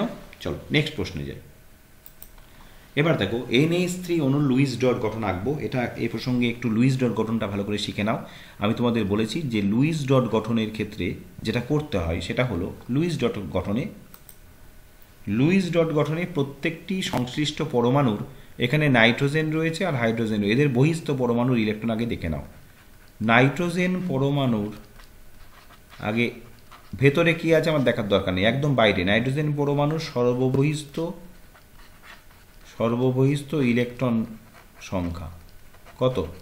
নাইট্রোজেনের মোট থাকে কত? নাইট্রোজেনের থাকে হচ্ছে hydrogen, helium, lithium, beryllium, boron, carbon, nitrogen 7টা, তার মানে 2,5। তাহলে সর্ববহিস্থ কক্ষ থাকছে কটা? 5টা। আর হাইড্রোজেন পরমাণু সর্ববহিস্থ কক্ষে ইলেকট্রন সংখ্যা কটি? 1টি। এইবার দেখো তাহলে নাইট্রোজেন তাহলে রয়েছে 5টা, 1টা, 2টো, 3টে, 4টে, 5টা। আর হাইড্রোজেন কটা? হাইড্রোজেনের 1টি। তাহলে এইবার দেখো হাইড্রোজেন নিলাম, এখানে একটা হাইড্রোজেন নিলাম আর এখানে একটা হাইড্রোজেন নিলাম। এবার এই নাইট্রোজেন কি করছে? তার এই একটা ইলেকট্রন এঁকে দিচ্ছে, একটা এঁকে দিচ্ছে আর একটা এঁকে দিচ্ছে। তাহলে পুরো ব্যাপারটা কি দাঁড়াচ্ছে একটু দেখো তো। নাইট্রোজেন এরকম বড় করে একটা গোল দিলাম, এখানে একটা হাইড্রোজেন, এখানে একটা হাইড্রোজেন, এখানে একটা হাইড্রোজেন। ভালো করে দেখো এবার এইচ এইচ এইচ, হাইড্রোজেন একটা দিয়েছে, নাইট্রোজেনও একটাই দেবে। তাহলে এখানে হাইড্রোজেনের একটা আর নাইট্রোজেনের একটা, দুটো আলাদা যেহেতু তাই একটা গোল দিয়েছি আর একটা ফাঁকা রেখেছি, ঠিক আছে, দুটো আলাদা যেহেতু। এবার তাহলে দেখো আর নাইট্রোজেনের দেখো ছিল 5টা, ব্যবহার হয়েছে 3টে, তাহলে দুটো এখনো রয়ে গেল। এই রয়ে গেল এটাকে নিঃসঙ্গ ইলেকট্রন বলে, মনে রেখো, নিঃসঙ্গ ইলেকট্রন বা ইংরেজিতে লোন পেয়ার ইলেকট্রন। ওকে, তাহলে এই যে জিনিসটা হলো এটাকে বন্ধনে তুমি লিখতে পারো, যেহেতু দুটো ইলেকট্রন তাহলে সমযোজী এক বন্ধন, দুটো ইলেকট্রন দিয়ে এক বন্ধন হয়, 4টে ইলেকট্রন দিয়ে দ্বিবন্ধন হয়, 6টা ইলেকট্রন দিয়ে ত্রিবন্ধন হয়। আর এখানে দুটো ইলেকট্রন আনইউজড, নিঃসঙ্গ, ব্যাস অ্যামোনিয়ার লুইস ডট গঠন আঁকা হয়ে গেল। বোঝা গেল? প্রথমে কি করতে হয়, যারা আছে তাদের সর্ববহিস্থ কক্ষপথের ইলেকট্রন লিখে নিতে হয়, এর 5টা আর এর একটা, ঠিক আছে।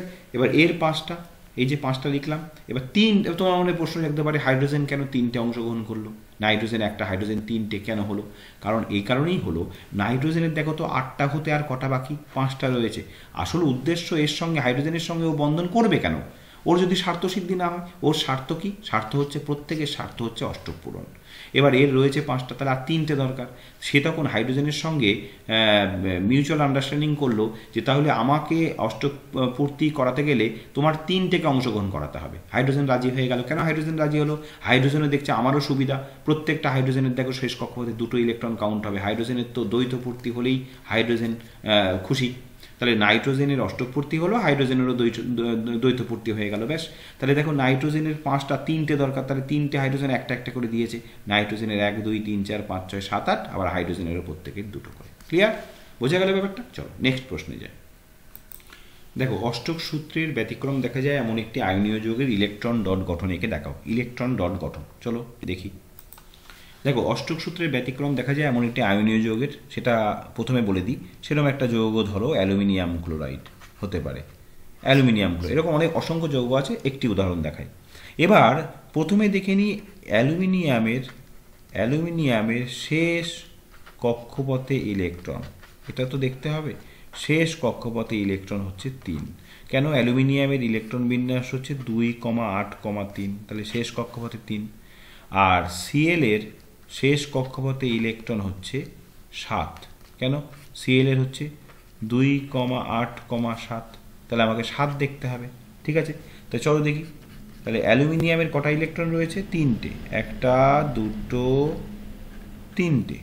আর সিএল এর দেখো আমি এইভাবে লিখলাম, তাহলে তোমাদের বুঝতে সুবিধা হবে। সিএল এর 1 2 3টে 4টে 5টা 6টা 7টা, 1 2 3টে 4টে 5টা 6টা 7টা, 1 2 3টে 4টে 5টা 6টা 7টা হলো। এইবার দেখো প্রত্যেকটা অ্যালুমিনিয়াম তার একটা করে ইলেকট্রন প্রত্যেককে দিয়ে দিচ্ছে, প্রত্যেকটা সিএলকে দিয়ে দিল। তাহলে 3টে ইলেকট্রনই বেরিয়ে গেল, মানে অ্যালুমিনিয়ামের পাওয়ারে কি হয়ে গেল? 3+।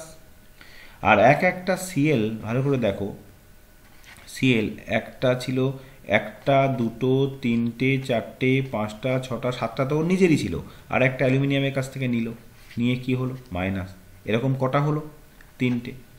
3টে মোট, তাই তো? তাহলে পুরো ব্যাপারটা দাঁড়ালো কি? পুরো ব্যাপারটা কম্পাউন্ডটা ফর্ম হলো কি?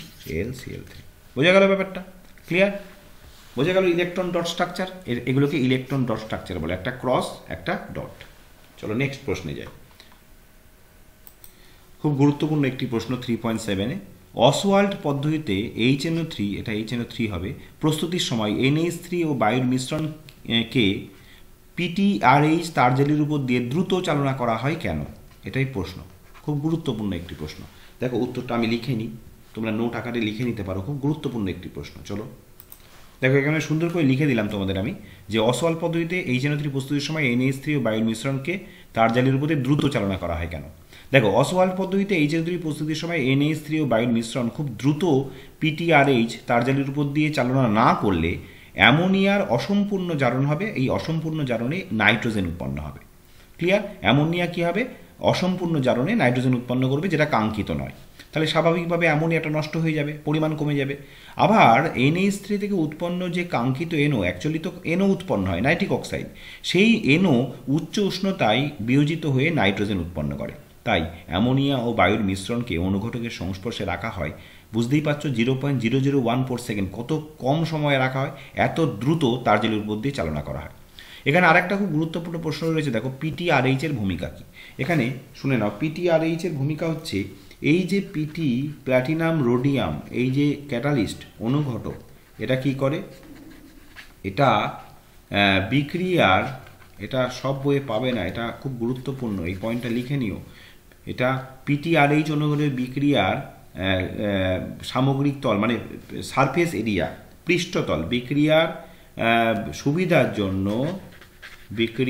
সুবিধার জন্য পৃষ্ঠতলের ক্ষেত্রফল বাড়িয়ে দেয়, পৃষ্ঠতলের ক্ষেত্রফল বাড়িয়ে দেয়, ফলে বিক্রিয়া অনেক দ্রুত হয়।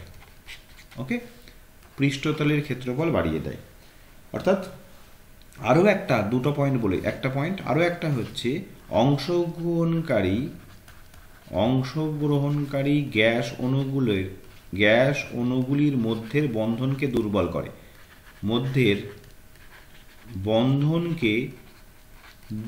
করে, ফলে বিক্রিয়া কি হয়? ফলে বিক্রিয়া দ্রুত হয়, তাই না? এই যে অ্যামোনিয়া বায়ুর অক্সিজেনের সঙ্গে জারিত হবে, বায়ুর অক্সিজেন, অ্যামোনিয়া আর বায়ু ব্যবহার করা হয়, তাহলে সেই অংশগ্রহণকারী গ্যাসগুলোর মাঝখানের বন্ধন যদি দুর্বল করে দেয়, তাহলে বিক্রিয়াটা কী হবে গো? আরও ফাস্ট হয়ে যাবে। এই কাজগুলো কিন্তু এই অনুঘটক করে। ওকে, তাহলে দুটো লিখে দিলাম আমি। চলো নেক্সট পয়েন্ট থেকে, আর খুব বেশি প্রশ্ন নেই, আর দুটো প্রশ্ন আছে, চলো দেখি। পরের প্রশ্ন দেখো, সব খনিজই আকরিক নয়, এই বিবৃতি কি সত্য? কারণ সহ তোমার উত্তর দাও। সুন্দর করে লেখা যায় প্রশ্নটা, আমি বলে দিচ্ছি, তোমাদের লিখে নিও।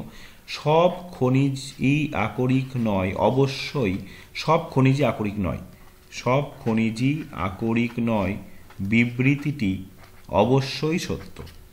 তাহলে বিবৃতিটি সত্য, অবশ্যই সত্য। কেন? কারণ সব আকরিক কাকে বলে? আকরিক হচ্ছে যে সমস্ত ধাতুকে, যে সমস্ত খনিজ থেকে সুলভে, সহজে, কম খরচে, তাই তো, কম খরচে মানেই সুলভে, যাই হোক, তাহলে কম খরচে, সুলভে, সহজে, অত্যাধিক মানের, অত্যাধুনিক মানের অর্থাৎ উন্নত মানের প্রচুর পরিমাণে কোনো ধাতু পাওয়া যায়, তাকেই বলে আকরিক, তাকেই বলে, সেই খনিজটাই হচ্ছে সেই ধাতুর আকরিক। কিন্তু একটা উদাহরণ দিয়ে তোমাদের বলি, যেমন আয়রন পাইরাইটিস, ApS2, এখান থেকেও লোহা পাওয়া যায়, আবার হেমাটাইট থেকেও লোহা পাওয়া যায়। কিন্তু আয়রন পাইরাইটিস, এই যে আয়রন পাইরাইটিস থেকে যে লোহা পাওয়া যায়, সেটা কিন্তু সুলভে, সহজে, কম খরচে, অত্যাধিক মানের প্রচুর পরিমাণে লোহা পাওয়া যায় না, কিন্তু রেড হেমাটাইট থেকে পাওয়া যায়। তাহলে স্বাভাবিকভাবে আয়রন পাইরাইটিস এবং হেমাটাইট উভয়েই কিন্তু লোহার খনিজ, তার মধ্যে রেড হেমাটাইট হচ্ছে লোহার আকরিক, কিন্তু আয়রন পাইরাইটিস কিন্তু লোহার আকরিক নয়। তাহলে সব খনিজই আকরিক নয়, বিবৃতিটি অবশ্যই সত্য। বোঝা গেল ব্যাপারটা? যত খনিজ, তাহলে সব আকরিক কিন্তু অবশ্যই খনিজ, কিন্তু সব খনিজ আকরিক নয়। এটা তোমাদের খুব জানা একটা প্রশ্ন, এটা নিজের মধ্যে করে লিখে নিও, আমি বুঝিয়ে দিলাম। চলো আর এক শেষ প্রশ্ন দেখি, আমাদের সম্ভবত এটাই শেষ প্রশ্ন, কারণ 9টা প্রশ্নের উত্তর করতে হয়। চলো দেখি। দেখো পরের প্রশ্ন, অথবাই রয়েছে জার্মান সিলভারের উপাদান মৌলগুলি কী কী? এই ধাতু সংকরের একটি ব্যবহার লেখো। তাহলে জার্মান সিলভারের উপাদান মৌলগুলো লিখি। জার্মান সিলভারের উপাদান মৌলগুলি কী কী রয়েছে? 1 নম্বরে রয়েছে কপার। কপার কত পার্সেন্ট? 50%, তাহলে এটাই মূল ধাতু, জার্মান সিলভারের মূল উপাদান। জিঙ্ক রয়েছে কত পার্সেন্ট? 30%। আর কি রয়েছে? আর একটা রয়েছে নিকেল। কপার, জিঙ্ক আর নিকেল, এটা রয়েছে 20%। তাহলে এই 3টে উপাদান দিয়ে জার্মান সিলভার তৈরি। নাম জার্মান সিলভার, কিন্তু এর মধ্যে সিলভার কিন্তু থাকে 0%, অর্থাৎ এর মধ্যে সিলভার থাকে না। ওকে। আরেকটা দেখো, এই ধাতু সংকরের ব্যবহার রয়েছে একটি, একদম টু দ্য পয়েন্ট আনসার, উপাদানগুলো মনে রেখো। তাহলে দেখতে পেয়েছো বিভিন্ন ইম্পর্টেন্ট ধাতু সংকরের উপাদান কিন্তু পরীক্ষায় আসছে। ব্যবহার কি? ব্যবহার বাসনপত্র তৈরি করতে লাগে, বাসনপত্র তৈরি করতে ব্যবহার হয়। ফুলদানি, শৌখিন ফুলদানি তৈরি করতে লাগে। ওকে, বাসনপত্র, ফুলদানি, শৌখিন দ্রব্য, ফুলদানি, শৌখিন দ্রব্য, ফুলদানি তৈরি করতে গেলে লাগে। আর 3 নম্বর যেটা, গহনা তৈরি করতেও লাগে। ওকে, বোঝা গেল? একটা ব্যবহার চেয়েছে, 3টে দিলাম, যে কোনো একটা লিখবে, এত লিখতে যেও না, একটা। আমি এখানে পরপর লিখে দিলাম, তোমরা একটাই লিখবে, একটা চাইলে একটাই লিখবে, একটি ব্যবহার চেয়েছে একটাই লিখবে। নেক্সট চলো দেখো, পরের প্রশ্ন হচ্ছে বায়োপল কি? উদাহরণ লেখো। এটা কিন্তু ভীষণ ইম্পর্টেন্ট একটি প্রশ্ন, এটা খাতায় নোট করে নিও, ভীষণ ইম্পর্টেন্ট একটি প্রশ্ন। বায়োপল কি? এর উদাহরণ লেখো।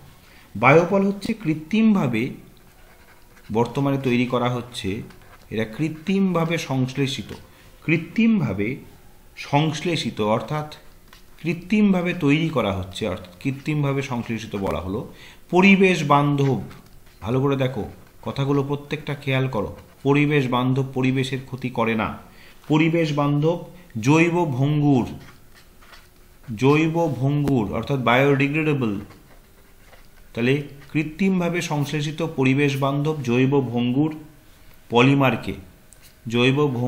পলিমারকে কি বলে? পলিমারকে বলে বায়োপল। মনে রেখো, এটা কিন্তু বর্তমানে যেহেতু প্রস্তুত করা হচ্ছে যাতে পরিবেশের দূষণ না করে, এই প্রশ্নটা কিন্তু পরীক্ষায় আসতে পারে তোমাদের। বায়োপল মনে রেখো। তাহলে কি বললাম? কৃত্রিমভাবে সংশ্লেষিত পরিবেশ বান্ধব জৈব ভঙ্গুর পলিমারকে বলে বায়োপল। ক্লিয়ার? এর একটি কি চেয়েছে? এর একটি উদাহরণ চেয়েছে। চলো উদাহরণটা দেখি। দেখো বায়োপলের দুটো উদাহরণ আমি এখানে লিখছি, এটা খাতায় কিন্তু লিখে নিও, বারবার বলছি এটা কিন্তু খুব ইম্পর্টেন্ট। একটা হচ্ছে পিএইচবি, এটার নাম পলিহাইড্রক্সি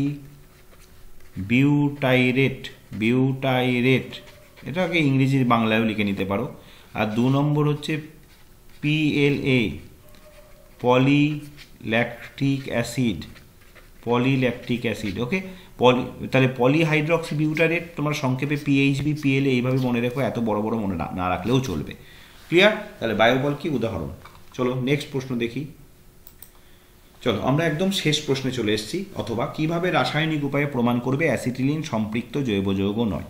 এবার তার আগে বলে দিই জৈব যৌগ আর সম্পৃক্ত জৈব যৌগ কী করে প্রমাণ করতে হয়। দেখো কোনো একটা জৈব যৌগের মধ্যে যদি ব্রোমিন দ্রবণ চালনা করা হয়, লাল বর্ণের ব্রোমিন দ্রবণ চালনা করা হয়, চালনা করার পরে যদি দ্রবণটি লাল বর্ণের ব্রোমিন দ্রবণ চালনা করার পরে দ্রবণটি যদি বর্ণহীন হয়ে যায়, সামগ্রিকভাবে দ্রবণটি যদি বর্ণহীন হয়ে যায়, তাহলে প্রমাণিত হয় যে জৈব যৌগটার মধ্যে ব্রোমিন দিয়ে বর্ণহীন হয়ে গেল সেটা অবশ্যই কি ছিল? অসম্পৃক্ত। সেটা অবশ্যই অসম্পৃক্ত। যেমন ইথিলিন, একটা উদাহরণ তোমাদের সঙ্গে বুঝিয়ে দিই। ইথিলিনের মধ্যে আমি ব্রোমিন চালনা করলাম, তাহলে তৈরি হয় CH2Br আর CH2Br। বুঝে নাও ব্যাপারটা। তাহলে এই যে এর মধ্যে দিয়ে তাহলে এই পুরো দ্রবণটার বর্ণ কী ছিল? লাল। এর মধ্যে যেহেতু লাল বর্ণের ব্রোমিন দিয়েছি, এবার এইটা হয়ে গেল বর্ণহীন, তার মানে বর্ণহীন হয়ে গেল মানে কালার পুরো চলে গেল। তাহলে এইটা তাহলে কি প্রমাণ করব? তাহলে কি লিখব? তাহলে ইথিলিন যেটা দিয়েছিলাম সেটা কি? অসম্পৃক্ত। সেটা অসম্পৃক্ত, তবেই তো বর্ণহীন হলো। এবার বলছে কিভাবে রাসায়নিকভাবে প্রমাণ করবে অ্যাসিটিলিন সম্পৃক্ত জৈব যৌগ নয়। বেশ, তাহলে কি করব? তাহলে অ্যাসিটিলিনের মধ্যে আমি কি চালনা করব? আমি ওই যে লাল বর্ণের ব্রোমিন দ্রবণ চালনা করব। তাহলে লাল বর্ণের ব্রোমিন দ্রবণ চালনা করে কি হলো? লাল বর্ণের ব্রোমিন দ্রবণ চালনা করে আলটিমেটলি এই যৌগটা উৎপন্ন হয়ে যাবে। তাহলে কি হয়ে যাবে? এটা লাল বর্ণের ব্রোমিন দ্রবণ চালনা করার পরে এটা বর্ণহীন হয়ে যাবে। তাহলে বর্ণহীন যেই হয়ে গেল, সঙ্গে সঙ্গে বুঝে যাব এটা কি যৌগ? এটা বলো অসম্পৃক্ত যৌগ। এবার সম্পৃক্ত হতে গেলে কি হতে হতো? সম্পৃক্ত হতে গেলে এটাকে লাল থাকতে হতো। এ প্রসঙ্গে বলে দিই যে জৈব যৌগটি যদি সম্পৃক্ত হয় তাহলে কিন্তু লাল বর্ণটা যায় না, অর্থাৎ বর্ণহীন হয় না। যেমন মিথেনের মধ্যে যদি লাল বর্ণের ব্রোমিন দ্রবণ চালনা করো এক্ষেত্রে দ্রবণটি বর্ণহীন হয় না, লালই থেকে যায়। তাহলে মিথেন সম্পৃক্ত। কিন্তু যেহেতু অ্যাসিটিলিনের মধ্যে দিয়ে লাল বর্ণের ব্রোমিন দ্রবণ চালনা করার পরে বর্ণহীন হয়ে গেল, তাহলে অ্যাসিটিলিন তাহলে সম্পৃক্ত জৈব যৌগ নয়, রাসায়নিক উপায়ে প্রমাণ হয়ে গেল। বোঝা গেল ব্যাপারটা? তাহলে চলো আজকে তাহলে কলকাতা ডিস্ট্রিক্টের এবিটিএ টেস্ট পেপার ক, খ, গ 3টে বিভাগে আমি সলভ করে দিলাম। প্রত্যেকটা প্রশ্ন ভালো করে সুন্দর করে দেখো। এরপরেও যদি কোথাও কোনো প্রশ্ন বুঝতে অসুবিধা হয় আমাকে অবশ্যই কমেন্ট করবে, ঠিক আছে? আমাকে আর লাইভ প্রোগ্রাম আজকে 9:30টার সময়, রাত্রে 9:30টার সময় MCQ কম্পিটিশন থাকছে, প্রত্যেকে কিন্তু অংশগ্রহণ করো।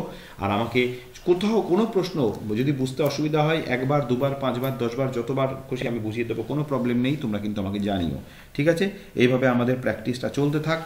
ভালো করে প্রত্যেকটা জিনিস বোঝার পরে খাতায় মাথায় রেখে দিও, খাতায়ও রেখো মাথায়ও রেখো। আর ভালো করে প্রত্যেকটা প্রশ্ন ভালো করে বুঝে নাও, যাতে পরের বার কিন্তু আর ভুল না হয়, পরের বার সঠিকভাবে প্রত্যেকটা প্রশ্নের উত্তর করতে পারো। ওকে, তাহলে আজকের মতো এই পর্যন্তই। প্রত্যেকে ভালো থেকো, সুস্থ থেকো। আবার রাত্রি ঠিক 9:30টার সময় তোমাদের সঙ্গে দেখা হচ্ছে। ওকে।